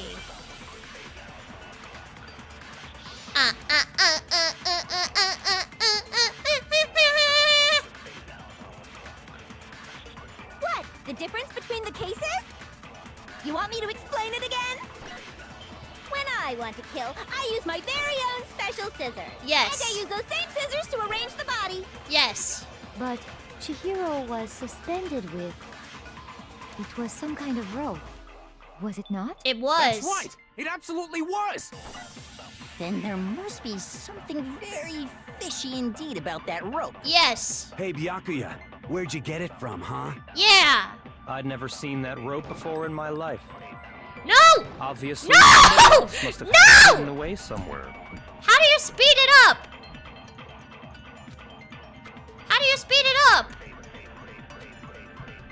What? The How? Hold on. Okay, control. Got it. You want me to explain? When I want to kill, I use my... And I use those same scissors to... But Chihiro, it was some kind of... That's right! It absolutely Boom! There must be some... Hey, Byakuya. I'd never seen that rope before in Boom! my life. No, that's wrong.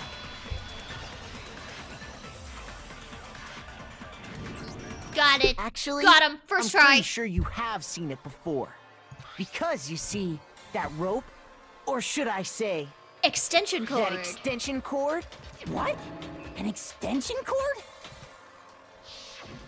Do these Byakuya, people not have eyeballs? You've used the extension cord in the library more than once, haven't you? I feel like it's pretty easy to tell the difference between a rope and an extension cord. And the same extension cord that was in the library all this time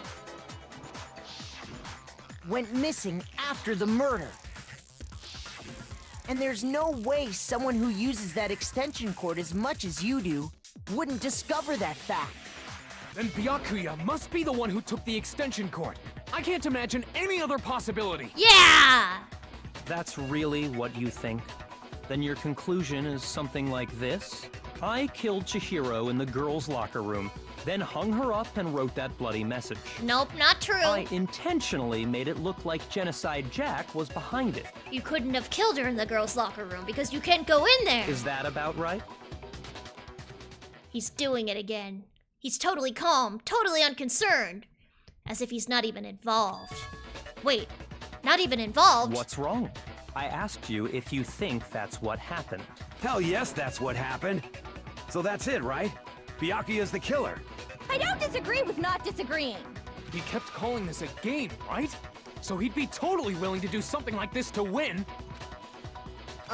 Sorry, but could we hold on just a second? Yeah, slow down, please. I think we need to talk about this a little more. Huh? Do we really need to? We've already decided who did it. I know, but still, there's something that's still bothering me. Is that right? And what, pray tell, is still bothering you? I killed her in the girls' locker room, then disguised my crime. Specifically, I dressed it up to make it look like it was the work of a homicidal psychopath.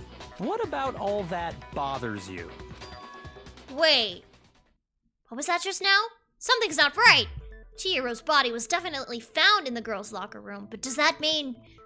Can I really just accept what Byakuya has said as the truth? No, I don't think so. There's definitely something off about what he said. The scene of the crime! You say you killed Chihiro in the girls' locker room, right? But are you sure about that? Isn't it possible that the murder took place somewhere else? How disappointing. What kind of question is that? Even in the world of disappointments, this is a true letdown. Bro is disappointed we're not figuring him out fast enough. She was found dead in the girls' locker room. There is absolutely no question about that. How could the scene of the crime have been anywhere else? Well, I think it's entirely possible that she was killed somewhere else, then carried there later. Yeah! Along with the rest of the murder scene. The rest of the murder scene? The coffee stain, the poster! That was awfully specific. Please tell me you have a reason for saying all of that. I believe I do. Hey, Byakuya, did I just take you off guard? When the story suddenly moved to the crime scene, Byakuya, who'd seemed so confident up until now, maybe Byakuya never even realized that the actual scene of the crime could have been somewhere else. Hey, don't just move on without permission! What do you mean she was killed somewhere else? Come on, Makoto. If there's any chance the murder took place somewhere else, let's see the proof. Oh, I got your proof, buddy. Evidence that shows the murder took place somewhere else. There was something that was switched between... Yeah. The rug.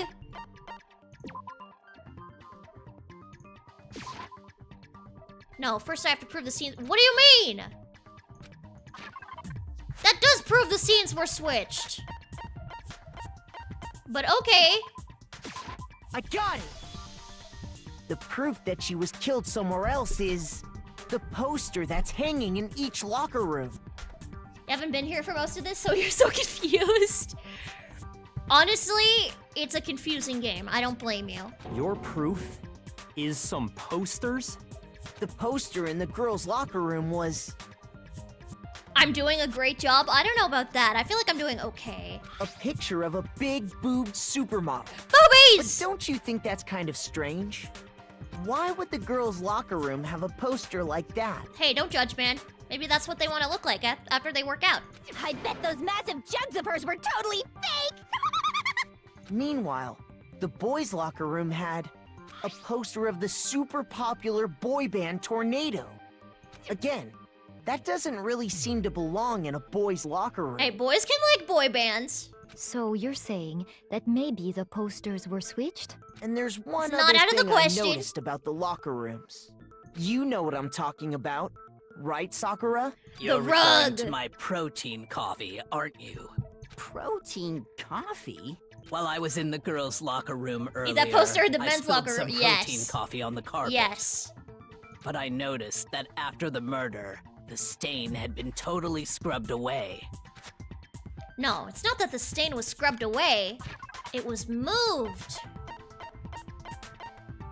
Where is it? Here. I got it! The stain on the girls' locker room carpet wasn't scrubbed away.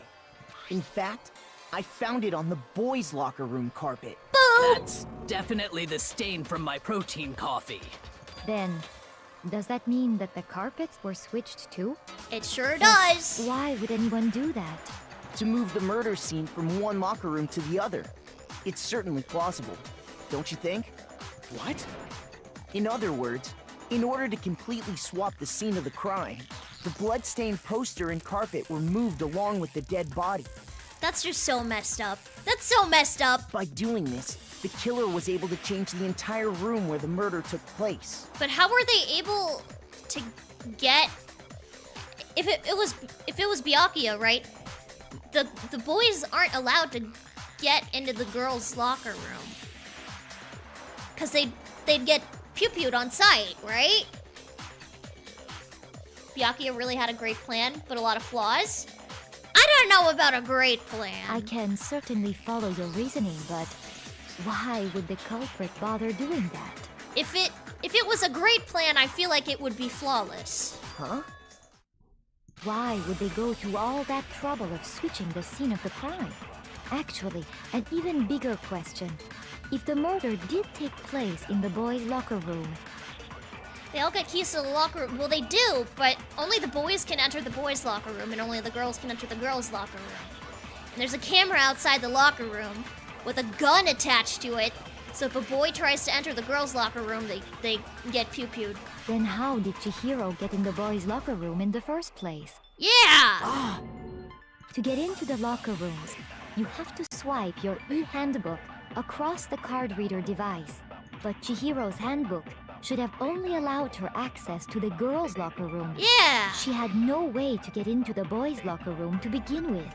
No, she did have a way, and I can tell you what it was. What? I highly doubt that. Shut up! I'm telling you, I know how she could have done it. Is he right? Could Chihiro really have gotten into the boys' locker room somehow?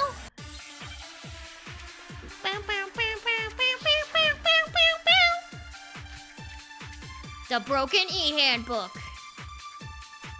Is it really possible? It is.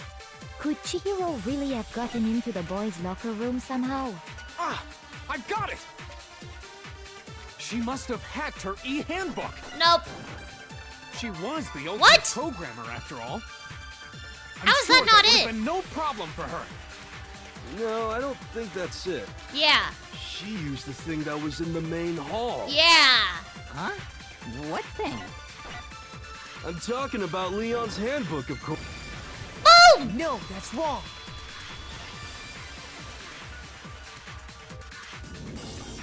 No, I don't think Chihiro used Leon's handbook. Why not? Because Leon's handbook was broken. Yeah. Well, then, yeah, I guess that'd be pretty impossible, huh? I am struck silent by how quickly you gave up. I mean, we had a pretty good counter-argument. Plus, isn't there a regulation against using someone else's handbook? Actually, the rule states that loaning your handbook is prohibited. It says nothing about borrowing one. Yeah. So you could have borrowed one of the ones in the main room. In other words, you could borrow a dead person's handbook all you want, and you'd be safe. Is this pretty much Lawyer the Game? It's like Lawyer the Game, but with a side of murdering your friends. Yup. Hit the nail square on the noggin. Of course, if it were broken, that wouldn't make any sense anyway. So then, she must have hacked hers, like I said. She used her ultimate programmer skills and... Psst! You can't fix an e-handbook. The instant you open one up, a security buzzer starts blaring. So, if she didn't use Leon's handbook, and she didn't modify her own handbook...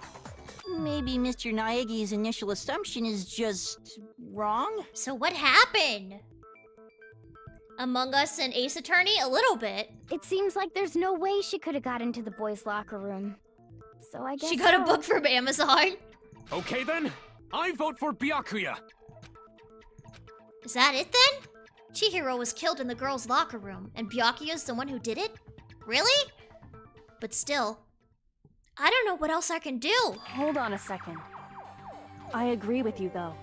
I think you're on the right track. What the?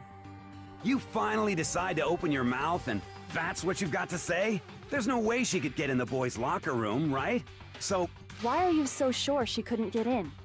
There's still one other way she could have gained access. She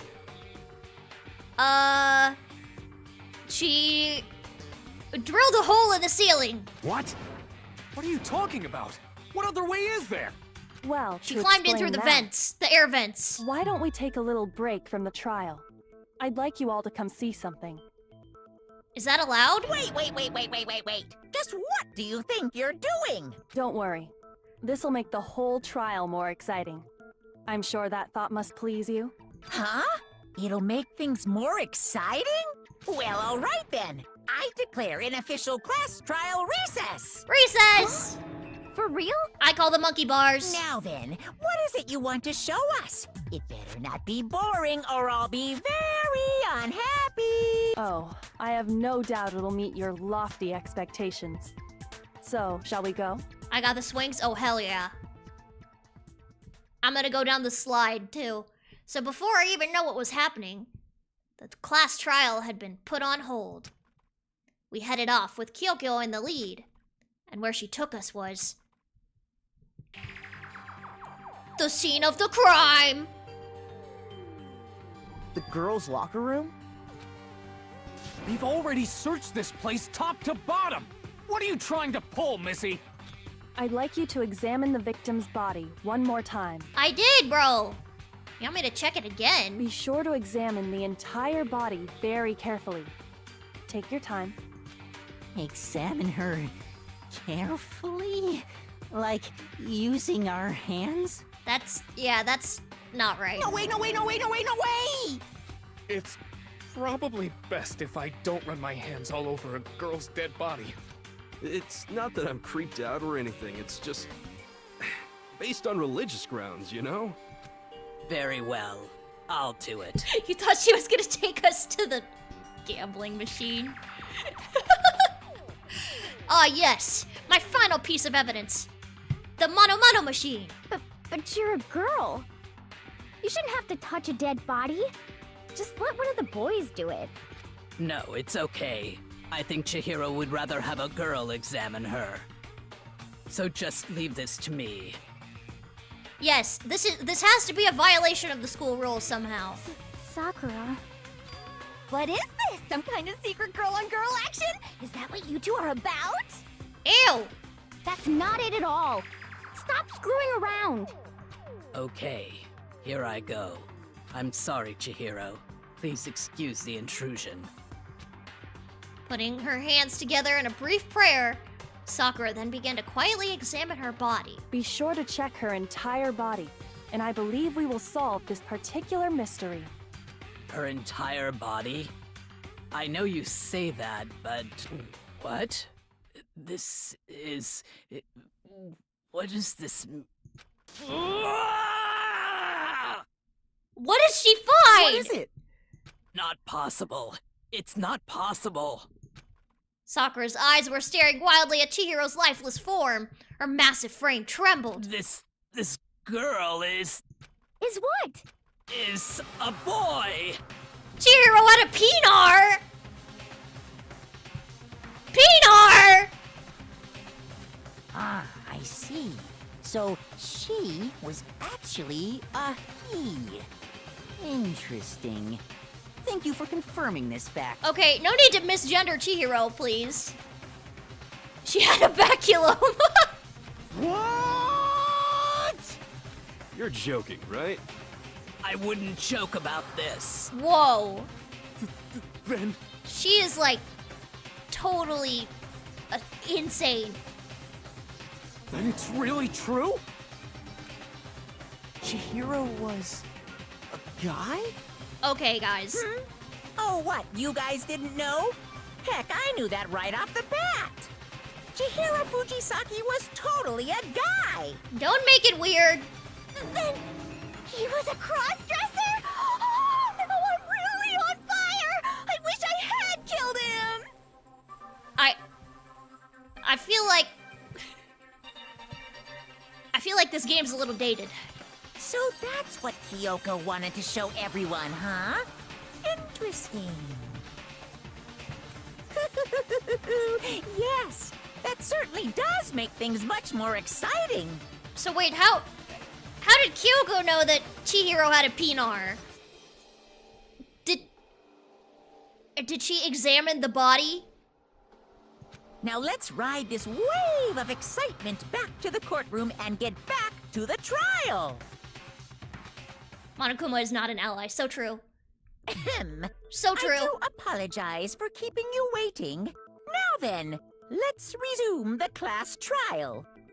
We've all just learned of the shocking revelation that Chihiro was actually a boy. Shut up! Let's pick up from there. Shut up, Monokuma! Yes, well, I don't know his reason for hiding it, but the fact is, Chihiro was not a girl, but a boy. Bro, everyone in this courtroom is transphobic. What the helly? To think that Chihiro was actually a guy. Cancel the bear. The thought had never even crossed my mind. And because the victim was male, he would have had no problem gaining access to the boys' locker room. Assuming his handbook did, in fact, list his gender as male, then yes, that would be true. Of course his handbook said he was a boy. He dressed like a girl, but he was a boy through and through. Then how they get into the girls? I guess we're gonna find that out next. Maybe he had an accomplice. So then, there should be no issue with Makoto's initial assertion. The victim was We're a killed in the judgment-free boys' zone. locker Exactly. room, and was This then courtroom later moved to apparently the is not, girls' locker though. room. And the killer could have easily used Sayaka or Junko's handbook to get into the girls' locker room. Oh, have a good night, Ante. Thank you so much for joining us. So Chihiro really was killed in the boys' locker room? I still don't understand the motive for moving the body, but yes, that does seem plausible. Well, I must admit, I did find it rather odd. I knew he felt a little off. There was a certain incongruity to his female body. Okay. This guy needs to go away. This is the most titillating situation! I don't think titillating is the appropriate word. Hourly Hydrate, thank you! So now everything has been connected. All the mysteries have finally become clear. Not yet! Okay, well, connected Hold your or clear or horses. whatever. We still think you're the killer, remember? Very interesting. This has become very interesting indeed. Ah, he's off in his own little world. What about you, Makoto? After everything we've learned, do you still think Byakuya's the killer? I think it's possible, but there's still stuff missing! Well, without a doubt, Byakuya is the one that made Chihiro's death look like Genocide Jack did it. But I think he might not actually be the killer after all. What? What? But aren't you the one who accused him in the first place? You think John Pork did it? Oh, definitely. Byakuya didn't kill him because he wanted to be paid? That's the real answer. He just seems to be too easygoing about all this. Like he's enjoying us solving the mystery. The way he's acting, it makes it seem like it doesn't have anything to do with him. And you think that might be because it doesn't have anything to do with him? Plus, the evidence he left behind was a little too... how can I put it? Overt. He consciously chose to use the extension cord, knowing it could connect him to the murder. At least, that's how I see it. Interesting. Makoto, I may be playing like a hamburger, but I ain't mean to Chihiro. Exactly. We need to be respectful. Respect the dead, people. Respect their pronouns, baby. And Byakuya, when you found out the murder took place in the boys' locker room, it seemed to rattle you. And then again, when you found out Chihiro was actually a guy. If you really were the killer, that stuff wouldn't have had any effect on you. Yeah. So that's your thinking, huh? Well, it bothers me that you don't have more concrete reasons, but it's fine. I guess I'll mark it as correct for the time being. Are you freaking grading me? Mark it as correct? He's right. I am not the culprit. What are you going on about, dude? I just happened to come across the corpse in the girls' locker room and decided to alter it. You what now? Are you fucking with us right now? No, I am not effing with you right now. I'm telling you the truth. Well, I find it very hard to believe. Byakuya, I did it for the lulz. Really? What is... He's so messed up. Go ahead. Find it very hard to believe. That's arguably You're free more to be messed up than executed committing along murder. with the rest of us. Just manipulating the dead body. If you're really telling the truth, then why? Why do you do that to his body? My reasons hardly matter right now. Uncovering the culprit is much more important, wouldn't you say? Now then, if it wasn't me, who was it? Well, I don't think I can say for sure without talking about it a little more. Yeah, that's interesting. We're seriously gonna keep going? We're all good, aren't we? I thought it was clear Byakuya did it. No, I'm with Makoto. If there's any doubt whatsoever, we need to explore every possibility. Our lives are at stake, people. Because if we're wrong, we all die here. That's true. Very well then. I'm with you too. Damn straight. Count me in. Do you not have a mind of your own? Of course I do. What am I, an ant or something? Anyway, let's discuss this all as a group one more time. We still have time to make our decision. Yeah. That's very true. Our lives are all on the line. Excellent. Then shall we resume our game of hide and seek? But if Byakuya didn't do it, then who's the real killer? Who murdered Chihiro? There's one thing we can be sure that we know about the killer. The killer was able to gain access to the real murder scene, which means the killer is a girl! No, wait. Oh, the killer's a guy. Oops. Shoot! The killer is a guy! I got it! Oopsie. Wait, Genocide Jack does target cute boys, right? I think we established that Genocide Jack didn't know about Chihiro's, status. Leon, got something to say? No, he's too... Sayaka, you got anything to help me out? Excellent, thank you, Sayaka. Since Leon's handbook is apparently broken, the killer would have had to use their own. In other words, it had to have been a guy. But that's still not enough. I need to find some more clues.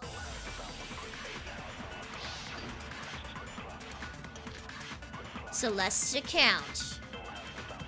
That's Isn't right! there a single clue that might lead us to who did it? Yes.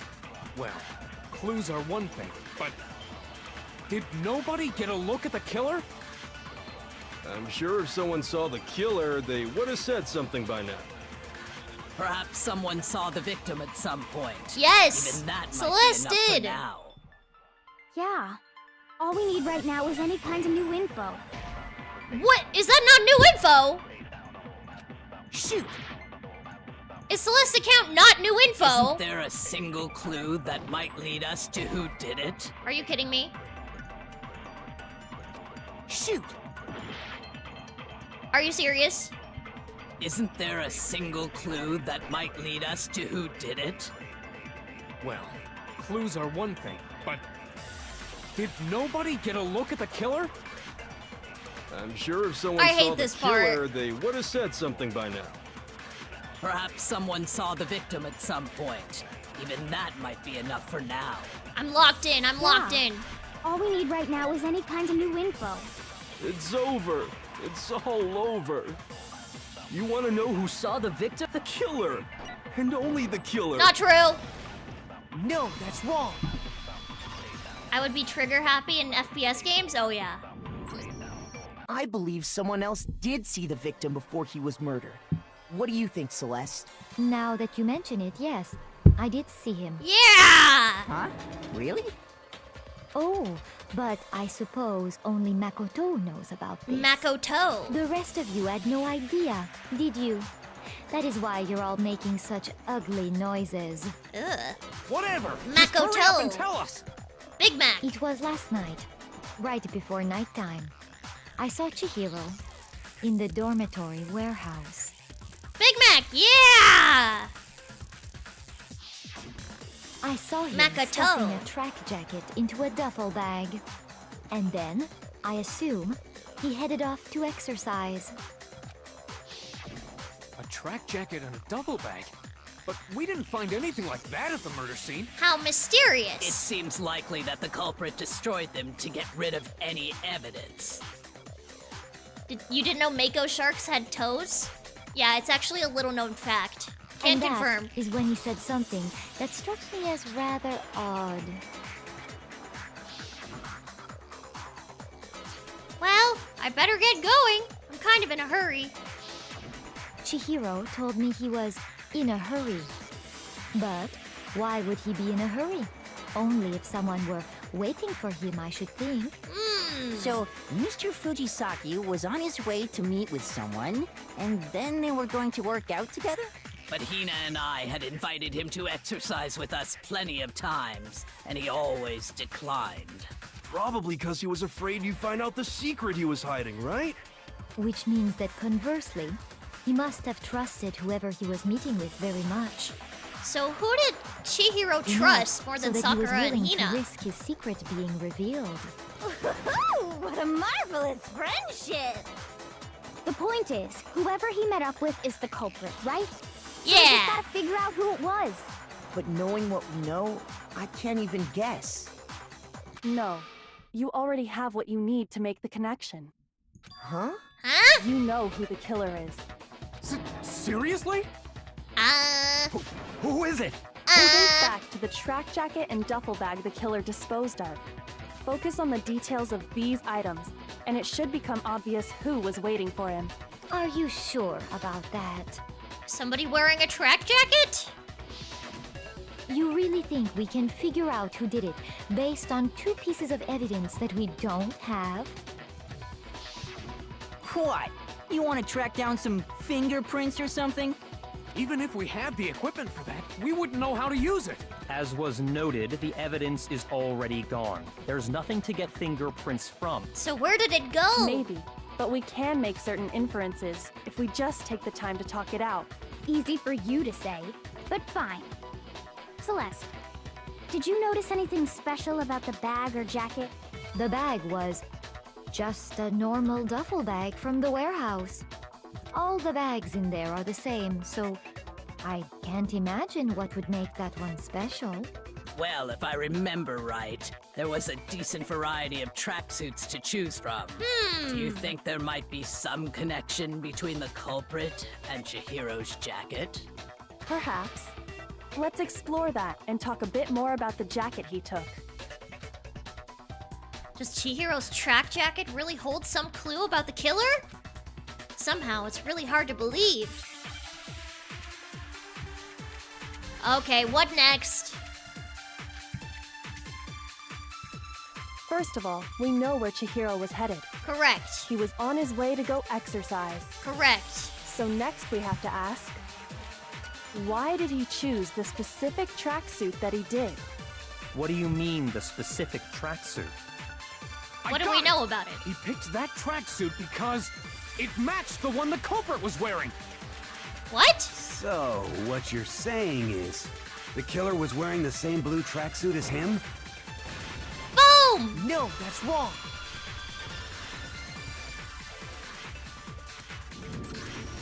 Hold on a second, Mondo. What did you just say? Wait, how did he know it was blue? Wait, I just realized that. Uh-oh. Huh? What'd I say? When Celeste testified a few minutes ago, she said... I saw him stuffing a track jacket into a duffel bag. I saw her stuffing a track jacket into a duffel bag. Excuse me.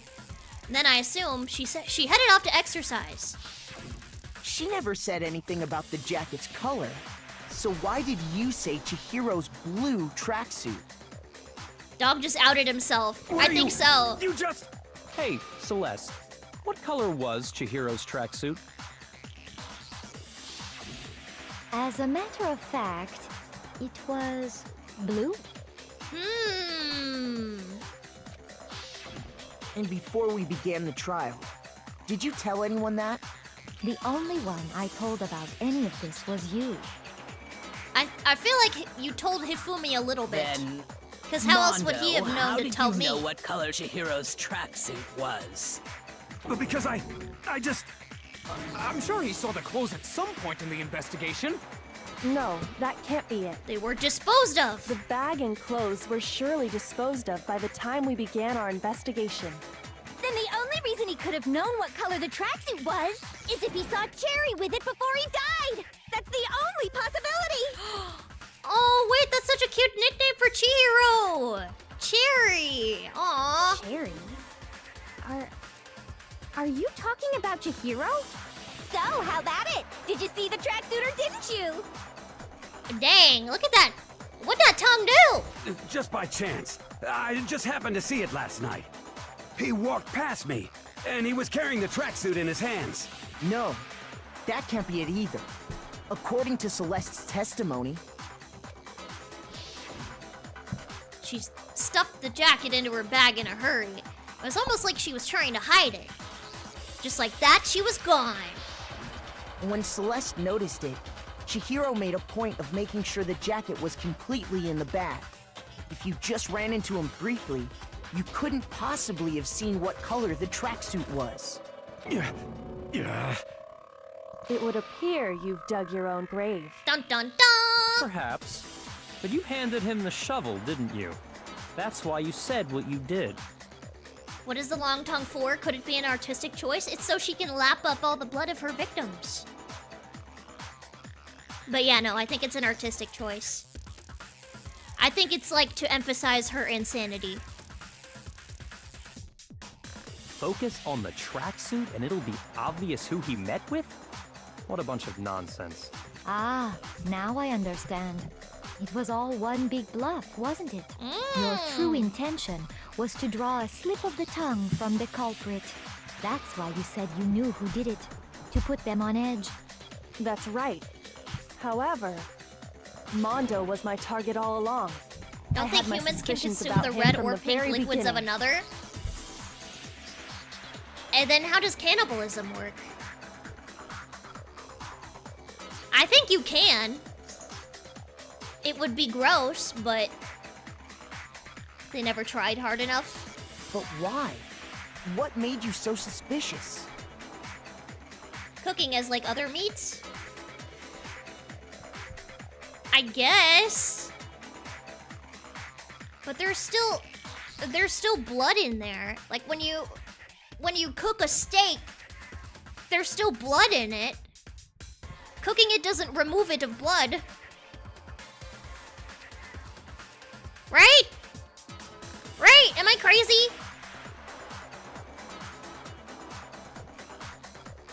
That's a good question. Because I hate him. There was a certain turning point that tipped me off. Maybe you didn't notice it, Mondo, but you tend to refer to men and women differently. You only call guys dude. For girls, it's chick. You think it depends on the... I don't know about that. I feel like beef is beef. Still sad Sayaka is next to Makoto. Me too! I want Sayaka back. She seemed really nice. And after he was killed, you happened to refer to him as dude. Once I picked up on that, it occurred to me that Mondo knew something we didn't. You noticed such a tiny detail? Are you a witch? She's a witch! You're positively frightful! No, I'm not the frightful one. Mondo is. Not nearly as frightful as someone capable of murdering a friend. A friend? Mondo, was it really you? Did you really kill Chihiro? I didn't kill anyone! You've been all over me, judging everything I say, putting words in my mouth. Be a true equalizer, call everybody dude, yes! Dude is a word for everybody. What gives you the right to treat me like a goddamn criminal? Yeah! He would never do something like that! This is a false accusation! Yeah, he's my bro! It's true. My reasoning on that is pretty shaky. That was fast. Well, this does present us with a problem. It seems we are all out of leads. My time has nearly come. What? That's what my little ghost friend is telling me. Huh? Oh yeah, that reminds me. Hifumi, weren't you telling me you'd found some evidence? His cob is looking extra pointy, just saying. It's time for him to get cooked. It's time for him to become corn on the cob. Really? What kind of evidence? Actually, you know, now that I'm thinking about it here calmly, it might not be all that relevant. Hey, still mention it. Jeez, does your confidence It might be just important. get up and walk away? It's fine, man. Just tell us. If you really insist, then... here it is. Chihiro's handbook! What do you have there? It happens to be an e-handbook. I found it laying on the ground, so I scooped it up. You found it on the ground, right? Then it must belong to Chihiro! We know Chihiro's handbook was missing from the scene of the crime, right? For a fact. For a fact indeed. I was totally sure I'd found it. Then it must hold some clue about the culprit, right? Yeah! That's what I was hoping. But it's busted. It won't even turn on. So that one's broken too? I imagine the culprit broke it to get rid of any evidence after the murder. That's odd. I didn't think the handbooks were quite so fragile. Yeah, aren't they supposed to be indestructible? You're right. They're not. They're totally waterproof and shock resistant. It would take an awful lot to break one. And yet, this one does appear to be broken, as is Leon's, sitting useless in the main hall. For all your confidence, that is a remarkably high failure rate. Do you think there might be some kind of mystery in there somewhere? Perhaps. How precisely did the handbooks get broken? Well, the first one was because of the punishment. How did the handbook break? There's only one possible explanation. Oh, hitting its weak point. I got it. You already told us before that the handbook has one weak point, didn't you? Yeah! You remember that? You broke it, sorry you slipped. See, my thought was maybe if you hit it with the dumbbell. I don't know. Sure, maybe I let that slip, but I never told anyone what the weak point actually was. But if the handbook is supposed to never break, and two of them broke in quick succession, then...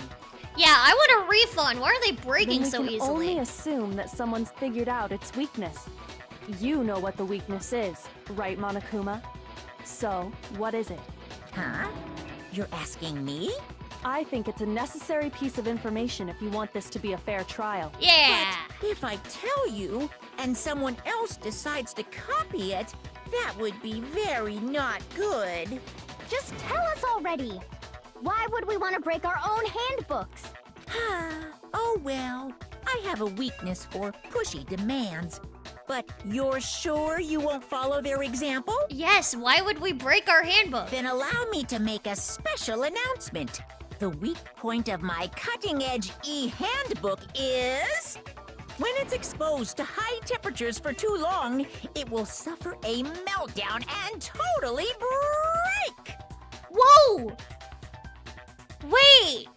So when they were in the sauna... Wait, it must have been Mondo's that broke. Because he was wearing all his clothes. I flippin' knew it! Whoa! You knew it? Yeah, because I found the handbook laying on the floor of the sauna. The temperature in the sauna can reach over 200 degrees. Strange how you don't get burnt, huh? It's because as your sweat evaporates, it creates a cooling layer of air around your skin. This is crazy, bro. If the hot air of the sauna were somehow pushed directly onto your skin, you'd definitely get fried. That layer of air would get blown A cool away. day in Arizona. That's Ah, why yes. you may feel a burning when you move around. That's a chilly day in the ninth circle of hell, if you ask me. So when you're in a sauna, make sure to keep nice and still. Wow, interesting. I learned one new fact today. That more is you a know. mere trifling speck of knowledge. Anyway, if you found the victim's handbook in the sauna, then the killer must have been purposely trying to raise its temperature in order to break it. Meaning the culprit somehow knew its weakness. But how'd they find out? Monokuma said he didn't tell anyone, right? Indeed. Quite the mystery. What if they found out by accident? What do you mean by accident? Yeah, the What sauna! if the killer took their own handbook into the sauna, not knowing its weakness, and it broke? They'd realize it was broken, of course, and it wouldn't be hard to figure out why. And once they had Chihiro's handbook, they knew they had an easy way to dispose of it. Boom. Now, learning new things is part of the school rules. It is. It's part of going to school. I won't say it's not possible, but who would have done something like that? I don't know of anyone who took their handbook into the sauna. I might know someone who did. Yeah! Whoa, seriously? I think the one who may have taken their handbook into the sauna was... Mondo! No! His bro! Here's my answer. Mondo, your handbook got broken in the sauna, didn't it? What? Why? Why do you keep accusing him? Because he's the murderer! Mondo and Taka had an endurance contest in the sauna not too long ago, remember? And for the contest, Mondo just so happened to keep his school uniform on. Yeah! But little did he realize, he'd also left his handbook in one of his uniform pockets. Boom! Freaking And got when him. it was all over, Mondo discovered that taking your handbook into the sauna could easily destroy it. No, wait, hold on. You've got it all wrong. He would never kill. I don't accept this. Show me the proof. The actual solid proof. What, you want to see the body again? I mean, I don't want to believe it either. But I found something that proves it beyond a shadow of a doubt. What did I find? What did I find?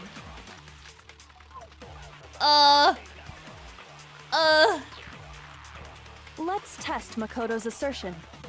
If what he says is correct, then Mondo, you broke your own handbook.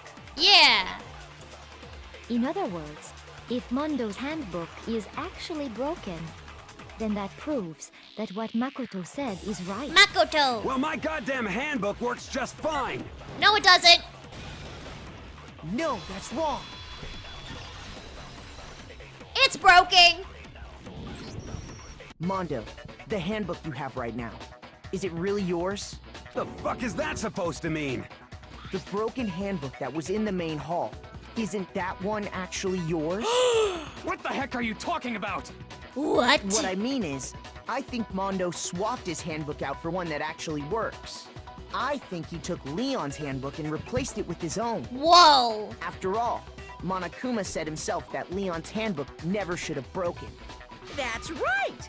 The punishment it suffered wasn't nearly enough to destroy it.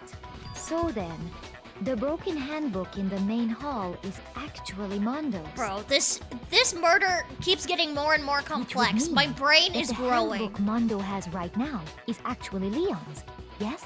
But doesn't that violate the school regulation that says loaning out your handbook is prohibited? Nope! Well, here's how I look at it. Not enough balls to shatter it, yeah. There is a rule about loaning your handbook to another student, but if they're dead, they're not a student. They could still be a student and be dead. It's kind of a gray area, I admit. But no worries. If anything, it just makes things more interesting. Okay, creepy bear. Such, I decree that exchanging handbooks with a corpse is not a violation of the rules. Well, Mondo, if I'm wrong about this, you're welcome to say so. I'm happy to admit I made a mistake. I mean, being dead means all belongings are up for grabs? I guess so. I guess you could loot the body. Son of a bitch. What's wrong, bro? Come on, tell him he's wrong. The broskies! You are wrong. You have to be wrong. No! Everything you just said is wrong. You made it all up. He's in denial. Okay, then why don't we look back on this case one more time, from the beginning? That way, everything will become clear, and we'll all see if I was right or wrong. Dun dun dun! Oh gosh, I gotta do the comic. Okay. Act 1, boom. Oh, I saw it. Okay. And then Chihiro left with the... Okay. So it must have been this, right? Leaving with the... Okay, yeah. Yeah, okay. And then Chihiro leaves. And then she unlocks the thing.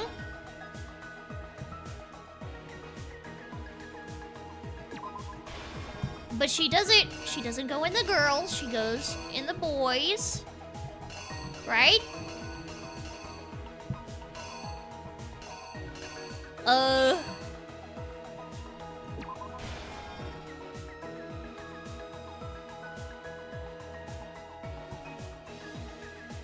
And then...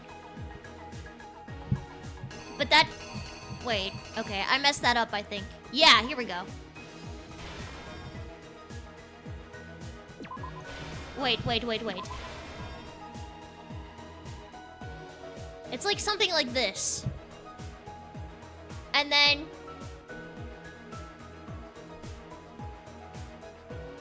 So Vespa, since the new Poppy's Playtime chapter came out, do I think I'll play the game? I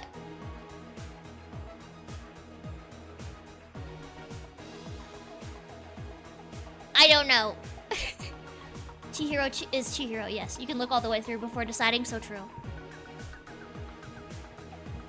Okay. We say, oh, hey friend, and then Chihiro puts the duffel bag in, and then boom. And then bonk.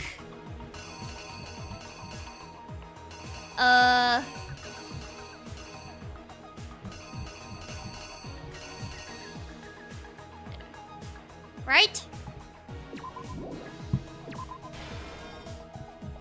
The killer comes up behind Chihiro. Yeah. Yeah, bonk. And then... Wait, no, it gets on the poster. Right?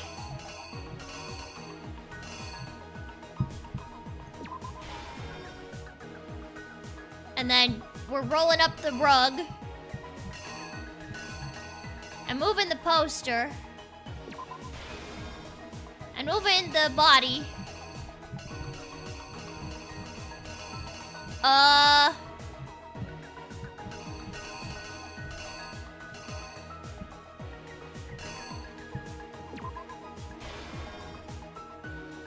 What? Oh, and then in the girls.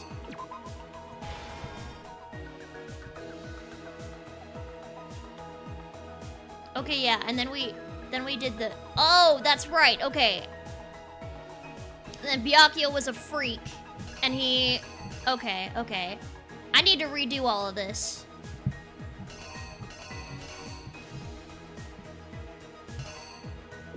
We dropped the e-handbook. What would this have been? Was it this?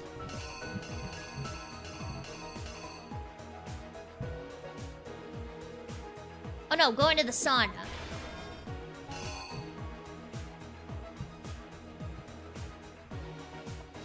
Byakuya really messed with us? He did. It's messed up. Okay. Let's go through this from the beginning. I have to lock in. Okay, so Chihiro's getting packed up in the storeroom with Celeste, and then Celeste spots the tracksuit. Chihiro leaves in a hurry. And then, Act 2, we go to the locker room. We're scanning in, but we go into the boys' locker room. Oh, hi, hello, friend. Yep, great. Getting set up, picking up the dumbbell, I guess? That's like the best match I can think of for that.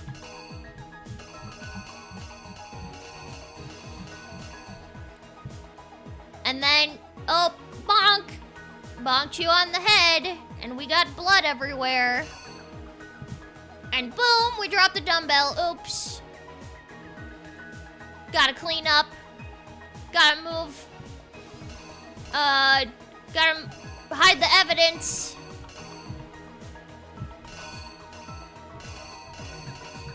Hiding the evidence. And then what do we do? Because that's Byakuya. The cord is wrong. How do I get rid of this?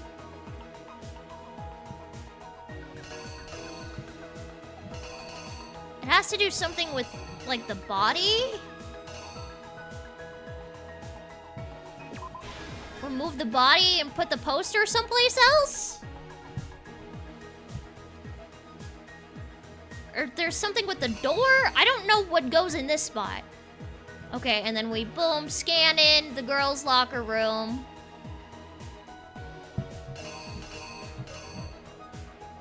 Put the body down.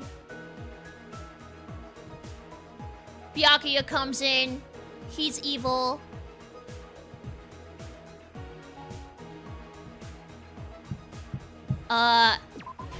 Ties up Chihiro.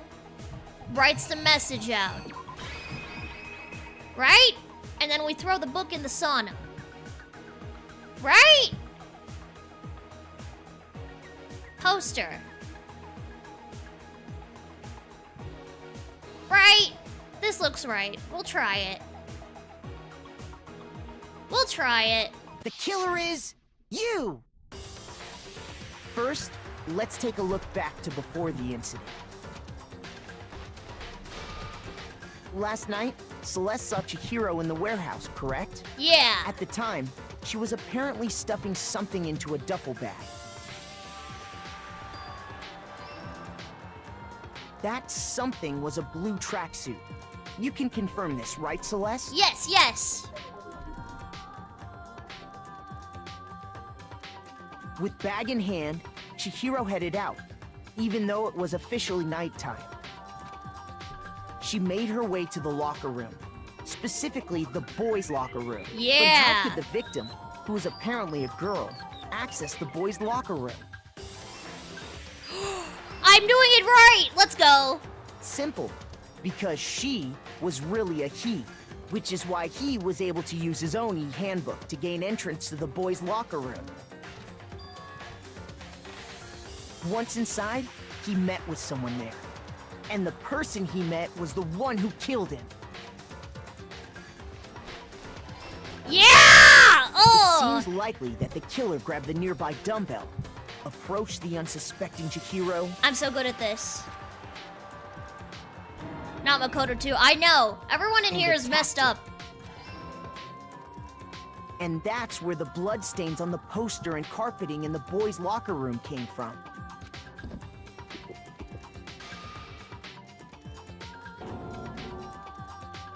It was likely in the heat of the moment.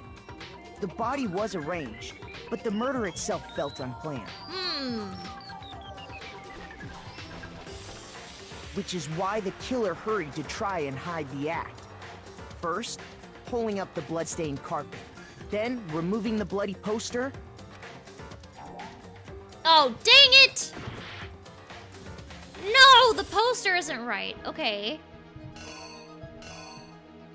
Is it something to do with the dumbbell?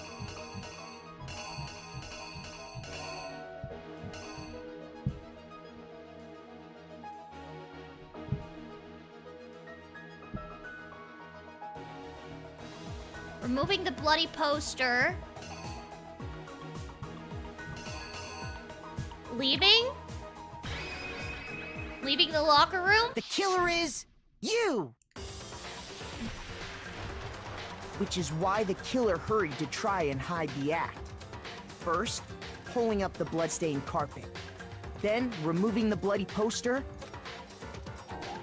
Okay, that's not right either. It's not the door. What the heck?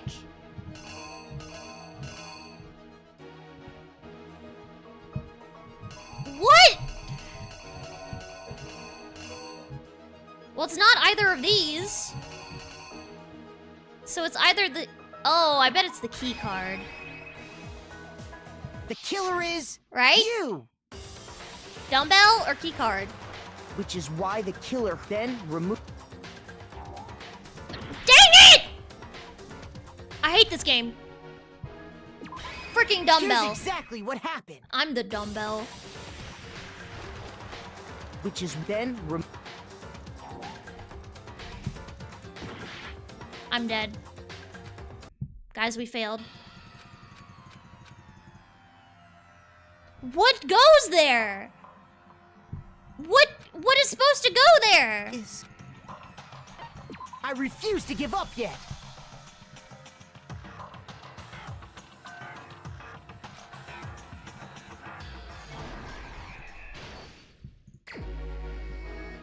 Okay, we talked about this. Boom, point, and then, we go here, scan in with the key card. Boom. Okay, we got that. Got the dumbbell. Got the poster. Poster gets all bloody. Nope, wrong thing. Drop the dumbbell. Oops. Oh no. We roll up the carpet. We take down the poster. The weakness could also imply the other handbooks from the girl. Yeah, I guess.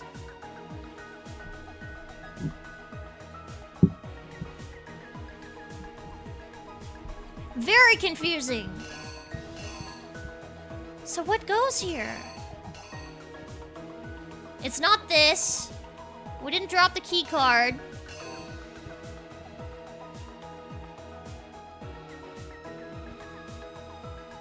Is it that we go to the girls' locker room?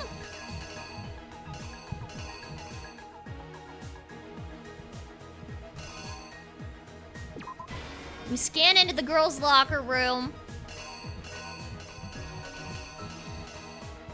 We put the poster back up.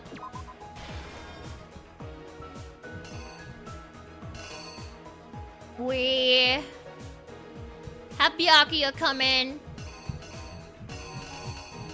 He bloodies the place up.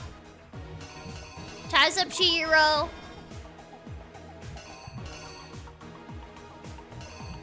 We go in the sauna. Oh.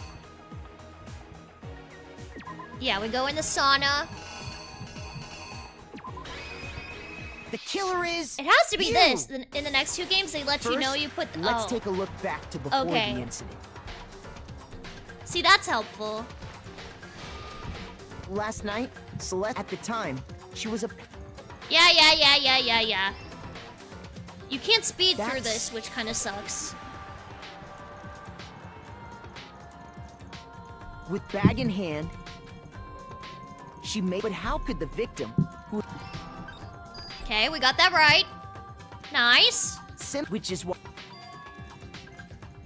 Once inside, Come on. it seems likely that the killer grabbed the nearby and attacked. Yeah, okay. And that's where the bloodstains on the poster and carpeting in the boys' locker room came.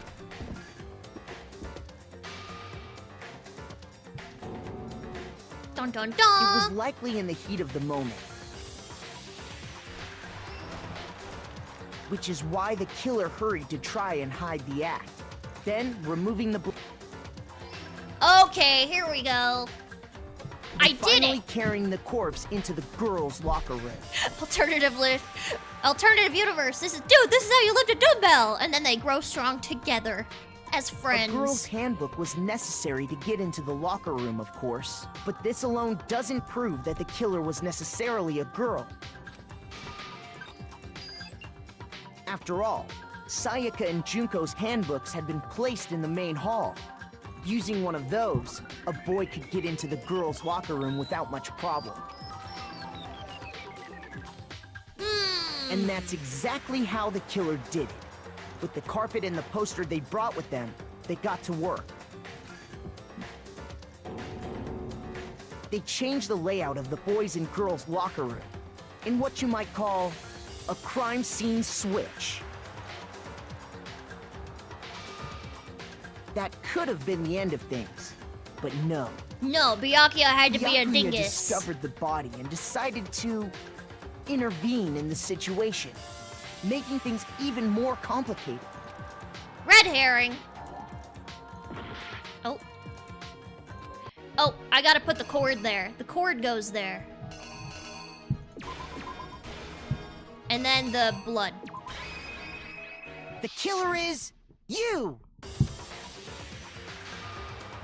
That could have been. Byakuya discovered the body and decided to intervene in the situation, making things even more complicated. Nice. So, after stumbling on the crime scene, he went and grabbed the extension cord from the library, and then he got to work. So He used messed the up, cord dude. to string up Chihiro's lifeless body,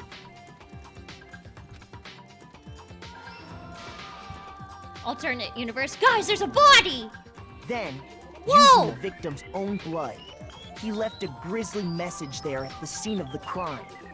He wanted to create the illusion that Genocide Jack was responsible for the slaughter.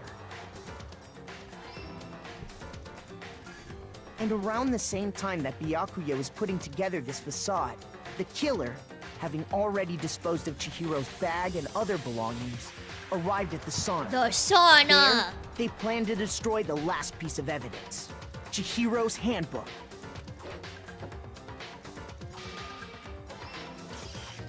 And just as the killer expected, the steamy sauna was enough to ruin the electronic gadget. Somehow, the We killer did it! knew that the handbook couldn't stand up to the heat of the sauna. And the reason they knew that is because the sauna had already wrecked their own handbook. And that's how it all played out. Got him! Isn't that right, Mondo Arata? Got corn hair! Wait. No. This can't be right. The cob that kills. The killer corn! Where's your evidence? Yeah. Where's your evidence? You need evidence. You need proof. Without any proof, you can't pin any of this on him. What? We just gave you like a ton of evidence. Evidence that Mondo is the killer. That already revealed itself earlier in the trial. If I can somehow show where Mondo's handbook is right now, once I do that, everything will become clear. A new element to— oh gosh. Fever time and nega time? If you press the space key, fever time will activate and the tempo will be forced to its max. Even if you push the buttons at random, you won't miss. What? Okay.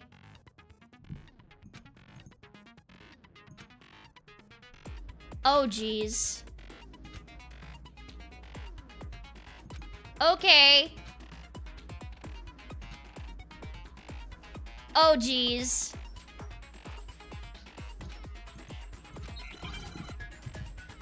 Not... Not the rhythm game. Show me some evidence. You're wrong.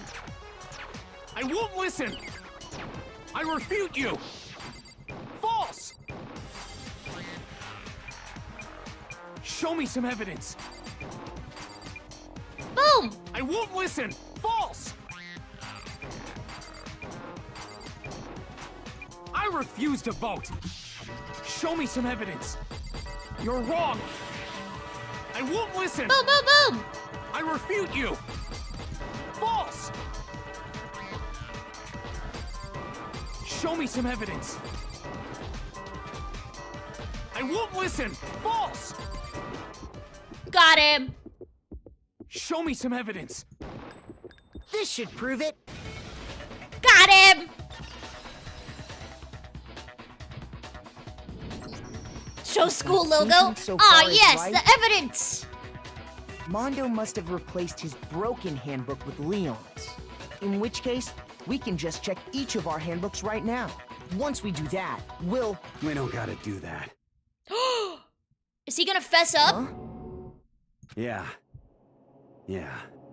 I did it. I killed They him. make the rhythm game a little harder? Uh-oh. Uh-oh. Bad news for me.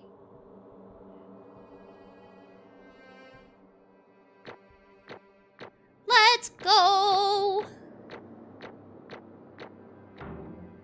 I'm a winner!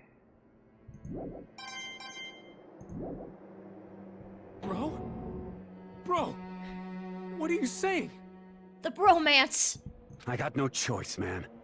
After hearing all that, I gotta just... give up. It's Go over! ahead, Monokuma. Get it over with. Ask for the goddamn verdict. Roger that. Wait! Hold on! No waiting, no holding on. Time for the moment we've all been waiting for. Grab your lever and give it a yank! Who will you elect as the Blackened this time around? Oh no. Will you make the right choice or the dreadfully wrong one?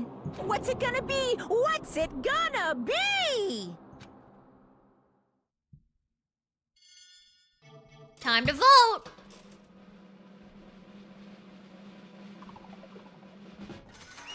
Guilty!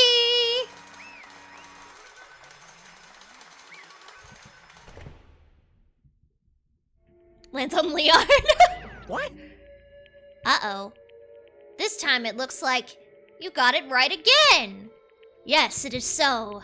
The blackened that killed Chihiro Fujisaki was... Mondo Owada!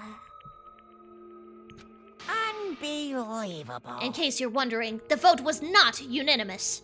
Kiyotaka chose the wrong answer. You're treading very close to the danger zone, Mr. Ishimaru. You need to be more careful. What? I refuse to believe it! There's no way he would kill someone. Sorry. Sorry, man. What is this? Why are you apologizing? Why? Why? Why? Why'd you do it? Now then. Well, it looks like Mondo's taken a vow of silence, so allow me to explain on his behalf. Actually, the story of the murder this time is the sad story of one woman and one man. ha! Oh, but for anyone who doesn't really want to hear it, you can hit the control key to fast forward the text. Anyway, there was once a young boy, and a young girl, and her name was Chihiro Fujisaki. She had an extreme inferiority complex regarding her own lack of strength. You're so weak, even though you're a girl. She'd heard things like that as long as she could remember, and she couldn't overcome her weakness. There's so many pronouns! On the contrary, she tried to hide and buried herself further and further into that weakness, to take on the fragile form of a petite young girl. She had chosen, that is, her way out. Now nobody will be able to say anything about even though you're a boy. But no matter how tightly she wrapped herself up in that shell, the inferiority complex had already taken root deep inside of her and was not so easily weeded out. As it turned out, the shell was completely empty. The complex didn't disappear. Instead, it only grew stronger and stronger. I'm weak! Weak. Guinea pigs be like. Once the killing game had begun here at school, she had no choice but to accept this fact. After all, this world is survival of the fittest. If you're not strong, you don't survive. And then the lovely and hateful Monokuma announced the revealing of the embarrassing secrets. Which, of course, included Chihiro's embarrassing secret, which I was more than willing to divulge. Even though she dresses like a girl, Chihiro is actually a girl. Hey, La la la la la! This game came out in 2010. We're starting to be okay, well. And that was something Chihiro couldn't let anyone find out, no matter the cost. If that was revealed, it would be the end. The hardened shell would crack, the armor would fall away. Without a doubt, those around her would torture her more than ever before. Everyone figured being thrust into such a dilemma must have sent her spiraling into despair. What? Justice for Chihiro? That's so... I know, right? And yet... I'm sorry. I don't really want to talk about it right now. But I also don't want to leave things the way they are, so maybe I can talk about it later. After I try my best to become strong, then I can tell everyone. I punt the bear. Cancel the bear. Annoyingly, she used the threat of discovery to motivate herself to become stronger. That's right. Now's my chance. I want to change. I'm going to get stronger and accept who I am. Strong enough so that when someone says, even though you're a boy, I'll be okay. I'll get better. With the thought at the front of her mind, she resolved to take immediate action. And so, that day, she made the commitment to begin exercising. She was prepared to retrain her mind and body. But sadly, that would be the first and only chance she would get at it. If Chihiro would have told us all, yeah, exactly. I think we would have been okay. When she decided to start exercising, she thought it would be a good idea to ask for someone's help. But she wanted to tell that person her secret first, and then asked them to help her from there. And the person she went to... Yeah, that's right. It was me! Yep, it sure was! The biker gang fella had been painfully clear about how important his manly promises were. So Chihiro probably figured that even if she confided in Mondo, his honor would make him keep the secret. Plus, Mr. Macho Mondo was the very symbol of a strong man that Chihiro had always aspired to.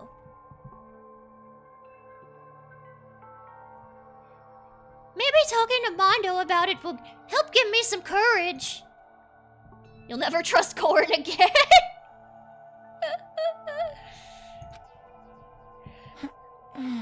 That was her aspiration. And she thought that only with Mondo's support would she ever be able to come close to that. Correct. So then, that must be why Mondo did what he did, to keep the promise he'd made to Chihiro. Huh? Did what he did? You mean, that's why Mondo carried Chihiro from the boys' locker room into the girls' locker room? Indeed. Yes, that's exactly what I mean. Wasn't that to cover up what he'd done? Certainly. That could have been part of it, but I don't think it was the main reason. The real purpose was to keep the promise between... But... Man. But how does moving the body keep her secret? Because if everyone knew she'd been killed in the boys' locker room, then everyone would have been arguing about how she got into the boys' locker room, right? Once that started up, at least a few of us would have immediately begun to suspect her identity, so... Okay. He tried to protect Chihiro's secret by putting her in the girls' locker room and stealing her handbook, see? This is what confuses you, because you wonder if Chihiro wasn't really trans, but only wanted to... Yeah. It's just very confusing, but I want to be respectful of how they presented themselves, you know? I know, Byakuya was like, respect for the dead, who's heard of that? Not me. Then Mondo did all that to keep the promise he'd made to Chihiro, who he'd also killed? Why would he do that? The more I hear you talk, the more I don't understand. I mean, you guys trusted each other, right? So why? Why did you... Because no matter what, I didn't want anyone to know. I knew it. So that's what's triggered it, after all. The possibility of having your embarrassing memories and secrets exposed. What is this? That's impossible! Nothing could have been that bad. Something he didn't want anyone to... She didn't want anyone to know, even if it meant killing You're someone. wrong. It's impossible. Don't make me repeat myself. How many times must I repeat myself? To judge others by your own standard is the height of folly. Even if you can't comprehend it. He obviously can, that's all there is to it. Well, while we're on the subject, why don't I tell you? Automod, what the hell? I have a problem with Automod sometimes. That embarrassing memory, that secret he didn't want anyone to know. Hey, You know what Mondo did? He killed his own brother!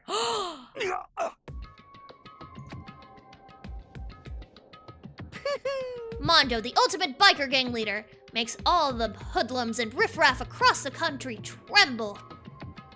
But the only reason he had the chance to join a gang in the first place was because of a certain someone. Mondo's older brother's name was Daya Owada. Mondo had nothing but respect for him. It was because of Daya that Mondo ever got on a motorcycle. Mondo's brother was his only family growing up. He was the only one Mondo could trust or respect. Cob on cob violence, yes. Corn on corn. He wanted to measure up to his big brother, so he imitated him in everything he did. Mondo was the epitome of the starry-eyed kid brother. Meanwhile, the charismatic older brother had put together a local motorcycle gang. And before anyone knew it, it had grown into the biggest biker gang in the country. Daya, the older brother, #1 in the gang, and his #2, his younger brother, Mondo. In the beginning, everything was peaches and gravy. But when Mondo started to think about how he would have to take over the gang from his brother someday, his brother's greatness, his reputation, began to gnaw on Mondo's very soul. What the hell is va when the other is vroom? It's like va-vroom! Va-vroom! The kid's gonna take over for Daya, huh? Daya created this gang with his bare hands. Mondo's just along for the ride. Can someone like that really be our leader? All that'll do is make the gang look bad. Almost every day, Mondo heard the gossip and whispers of the other members of the gang. Which is why... I gotta get stronger. Stronger than Daya. Once. Just one time. No matter what. I gotta win. Don't fuck with me. I don't care what it takes. I gotta come out on top. And on the night of his amazing brother's retirement ceremony, Mondo challenged him to a street race. But during the race, tragedy struck. The kid brother pushed ahead with reckless abandon, eager for victory, and dashed into oncoming traffic. But suddenly...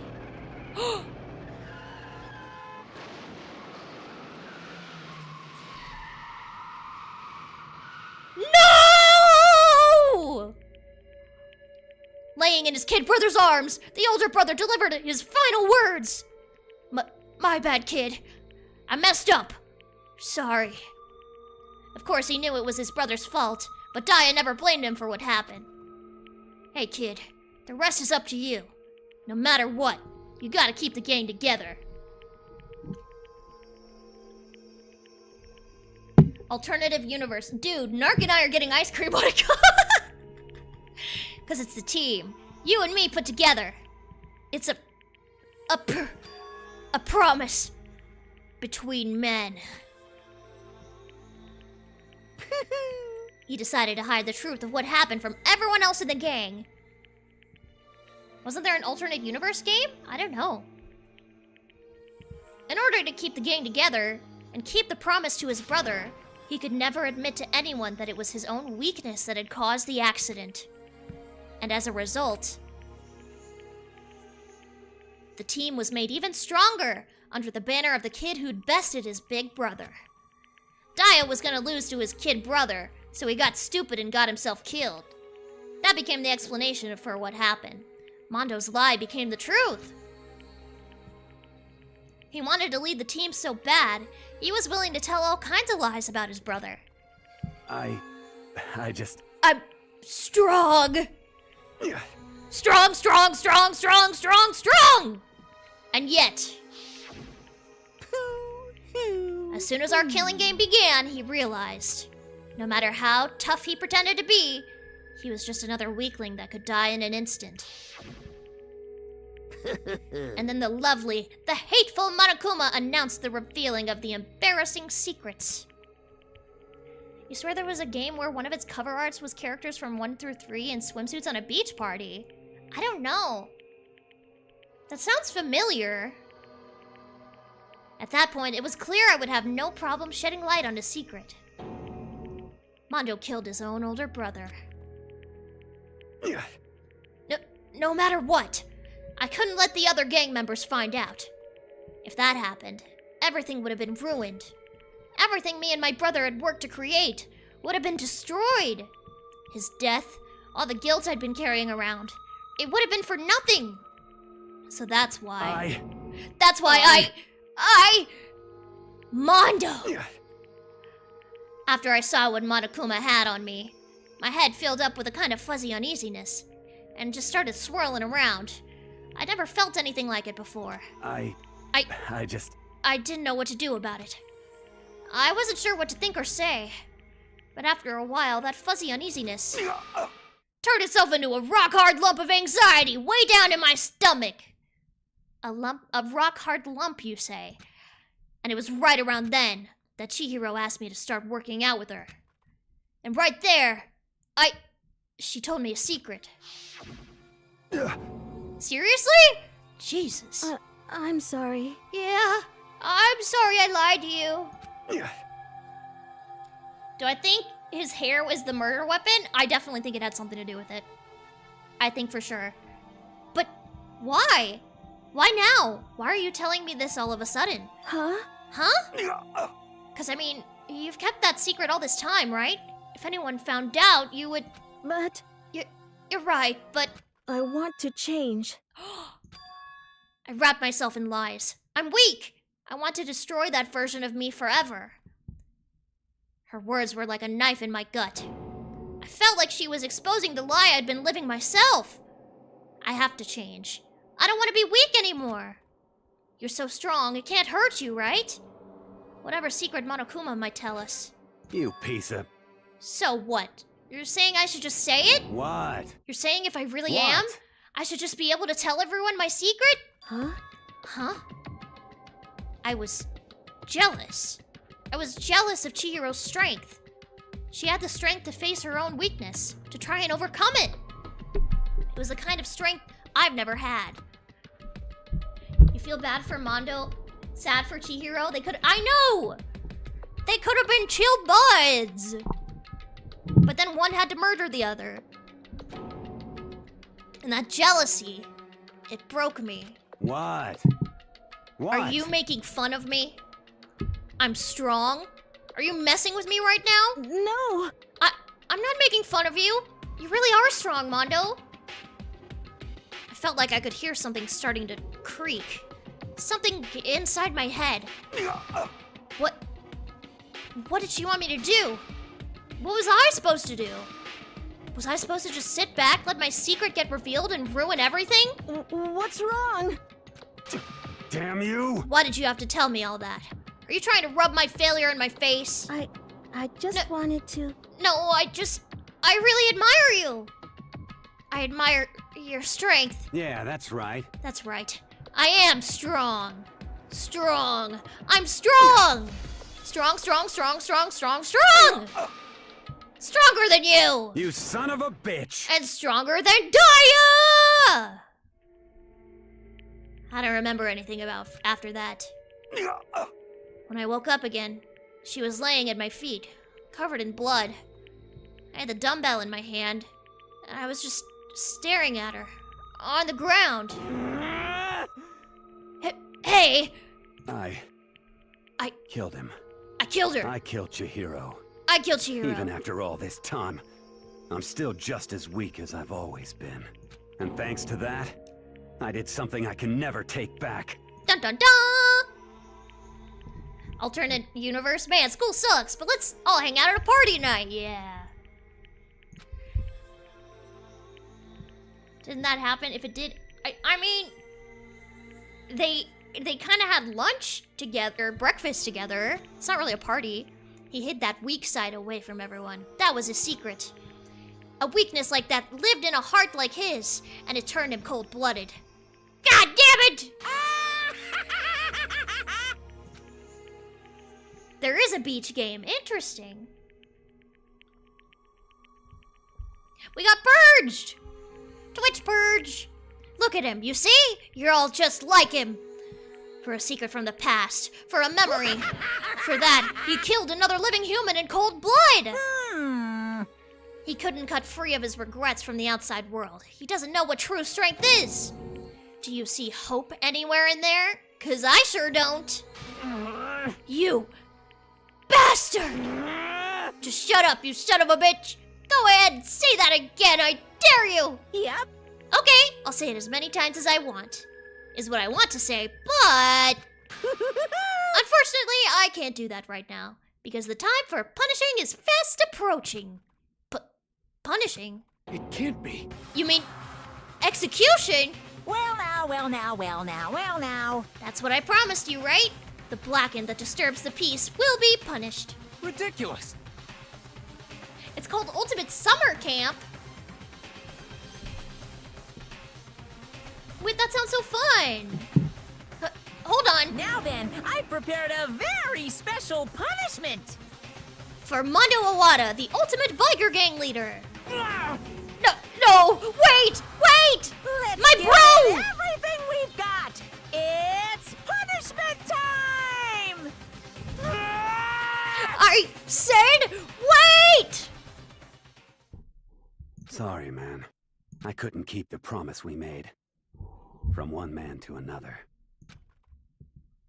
Damn. Execution time! Mondo has been found guilty. It's time for punishment!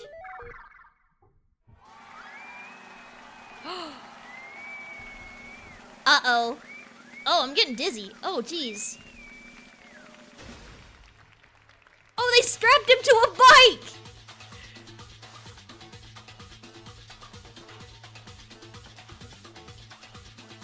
Whoa!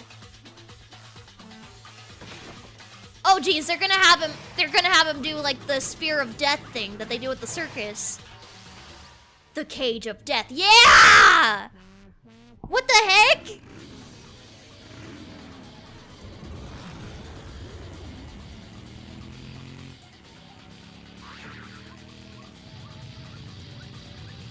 There he goes.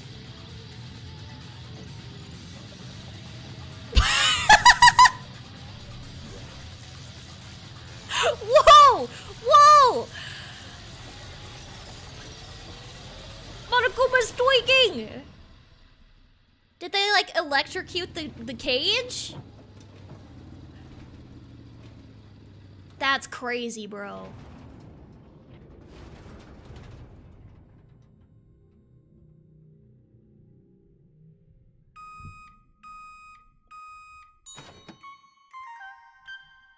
They made him into butter!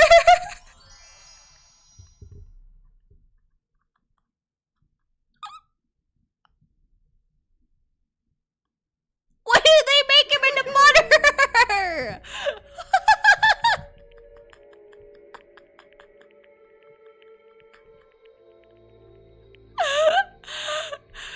Is it because of his corncob hair?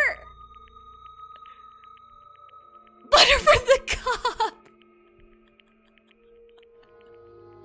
That's so nasty.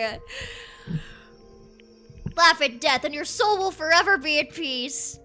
To call me the pack not giving a care for the world. It can't be. My brother. Another murder, another execution. I want to feel again.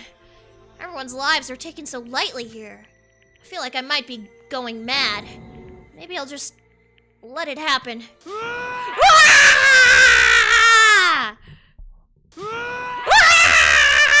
Ah! As Taka's sad screams invaded our skulls, we were each forced to realize once again, but he, of course, had to. What a disappointment. This is the end of the game. Ew! I hate this guy. Byakuya. What is this? You're completely insane. Do you know that? A game? One of our friends is dead. Do you realize that? Naturally. Of course I do. Because this game is life or death. This high school is a freaking hellscape. Hey. I don't have anything to say to you. I don't have a response except that... However... I just don't understand why. Why did you go out of your way to disguise Mondo's crime? What? Why? Isn't it obvious? Because it made things more interesting. You think YouTube is eating some of your comments? Probably. YouTube does that. His voice was calm, emotionless, like the voice of death. It chilled me to the bone. Last night, when the murder took place, I was in the library as usual. Honestly. So you ignored the nighttime rule too. That rule never mattered to me. I don't recall agreeing to it. There is nothing to be done. Well, I don't particularly care. Please, continue. The night grew late, and I decided to return to my room, which is when I stumbled upon him. I spotted Mondo coming out of the girls' locker room. After he'd gone, I looked inside and saw the corpse. What? What? You mean you actually witnessed the murder? He was such a fool. He didn't even have the slightest idea that I'd seen him. Well... So, you're saying you knew who the culprit was from the very beginning? That's right. Indeed. But if that had been the end of it, how boring would that have been? I mean, what a waste of time to have the answer revealed right at the beginning. Which is why I decided to lend a little helping hand. I thought it would liven things up. You did all that to liven things up? Excuse me? I wanted to say something about the execution that happened in the anime. Oh. I see. So after hearing about Genocide Jack from Toko, you decided to use that to create a fake murder scene? But Damn, man. We hadn't figured out who'd really done it. You would have been dead too, right? Well, obviously I would have revealed the truth before it reached that point. Of course. Byakuya turned and looked me in the eye. I could feel his sharp eyes piercing into me. Thanks to a certain remarkable someone, it never did. And I was able to perform an interesting experiment. Once I do decide to become blackened, I now know who I'll have to watch out for. What? Afterwards, Monokuma says, "Cheer up, Mr. Ishimaru. I'm sure your pal Mondo's in a butter plate." No! That's so mean! Was he real or fake butter? He was Mondo butter. Correct. So that was your reason. Are you satisfied? Indeed. Yes, we're done listening to your story. Moving on. Hey. There's something I'd like to ask Monokuma. What's this? In the anime, they really went out with the puns in English. I guess so. Oh, I'm up next? You like to perform these elaborate executions each time, correct? My question is, why? Do you like them? But you know, this punishment, this despair, it's not just for you. All this punishment, all this despair is my gift to mankind itself. What? You're over-exaggerating. I am not over-exaggerating. These punishments are meant to transform all hope into despair. Damn. What do you mean? Huh? Mean? Mean? What the heck? Mean. Damn it! Good grief! Yada dassy. I don't understand why you have to pick apart every little stupid thing. Whatever, it doesn't matter. In the end, I'm gonna stand alone as the victor. And then everything will be revealed to me. Ooh, how exciting! Ah, the noble son of a noble family. Truly, you understand me. I think this is the start of a terrifying friendship. That's enough. Shut up. I would never stoop to the level of a childish criminal like you. Let me just say this. After I have achieved complete victory, you're up next. I'm gonna find you and kill you. Understand? In the name of my family. In the name of the Togami family, for which victory is a foregone conclusion. You're getting all riled up! Ooh, so cool. It's like you're the main character of a video game or something. No trash mob for you. I swear, whatever it takes, I will kill you!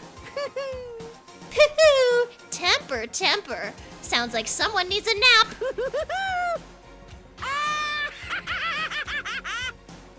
Your favorite is with Ace Combat 7, where they just decide to make Longcaster do food puns all the time, whereas in the JP release, he does it very rarely. Oh, interesting. Monokuma's laughter peeled across the courtroom, and the curtain closed on the case of Chihiro and Mondo. But I knew that wasn't the end. The killing game would still continue, because the mastermind wouldn't let it end. For those of us who were still alive, our worst fear and despair kept on multiplying. It was the kind of despair that felt like a blind puppy in hell had more of a future than us. All of our courage, our effort, our friendship, it felt like it amounted to nothing at all. It was the worst kind of despair. Oh!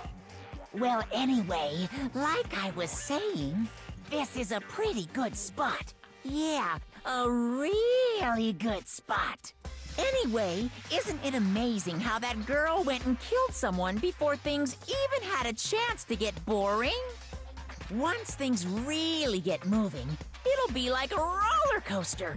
There won't be any stopping it. What? Fear and despair charge forward at a speed nothing can hope to match. But I must admit, I'm disappointed. I went to all the pain and effort of making you part of the group, and you couldn't play your part. You do remember you were supposed to make the first move, right? What? Well, no biggie. Nothing we can do about it now, so just do your best to make things more exciting from now on, okay?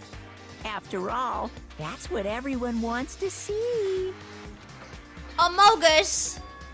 There's one thing I'd like to ask. As long as you don't want to know my measurements, fire away. Who is it? The 16th high school student, I mean. Ooh. My, you really took me by surprise there. I know I said you could ask anything, but super denied, ultra denied, demonic denied. Because you see, that's my ace in the hole. What? And nobody'd be dumb enough to reveal that, right? No matter how close they were to their friends. Thank you for joining us, Ryan.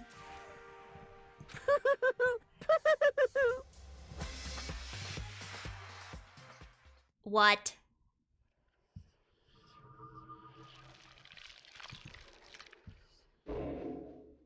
Who jizzed all over the screen?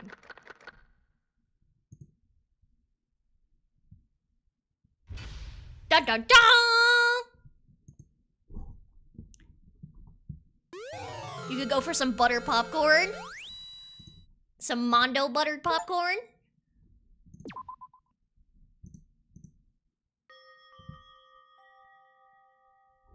I wish I could. I want to save there. I want to be able to save there. There we go. All right. Thank you all so much for joining me today. I hope you had fun watching. As much as I had fun playing. Yes. I'm very sleepy. I will be back again tomorrow, same time, same place, different game. Hope you all have a great rest of your morning, afternoon, evening, night. Whatever time it is for you. Warning, Chapter 3 is bonkers. I mean, this whole game has been pretty bonkers so far. Alright, well, until next time, I will be you all later. Bye-bye! Bye, everyone!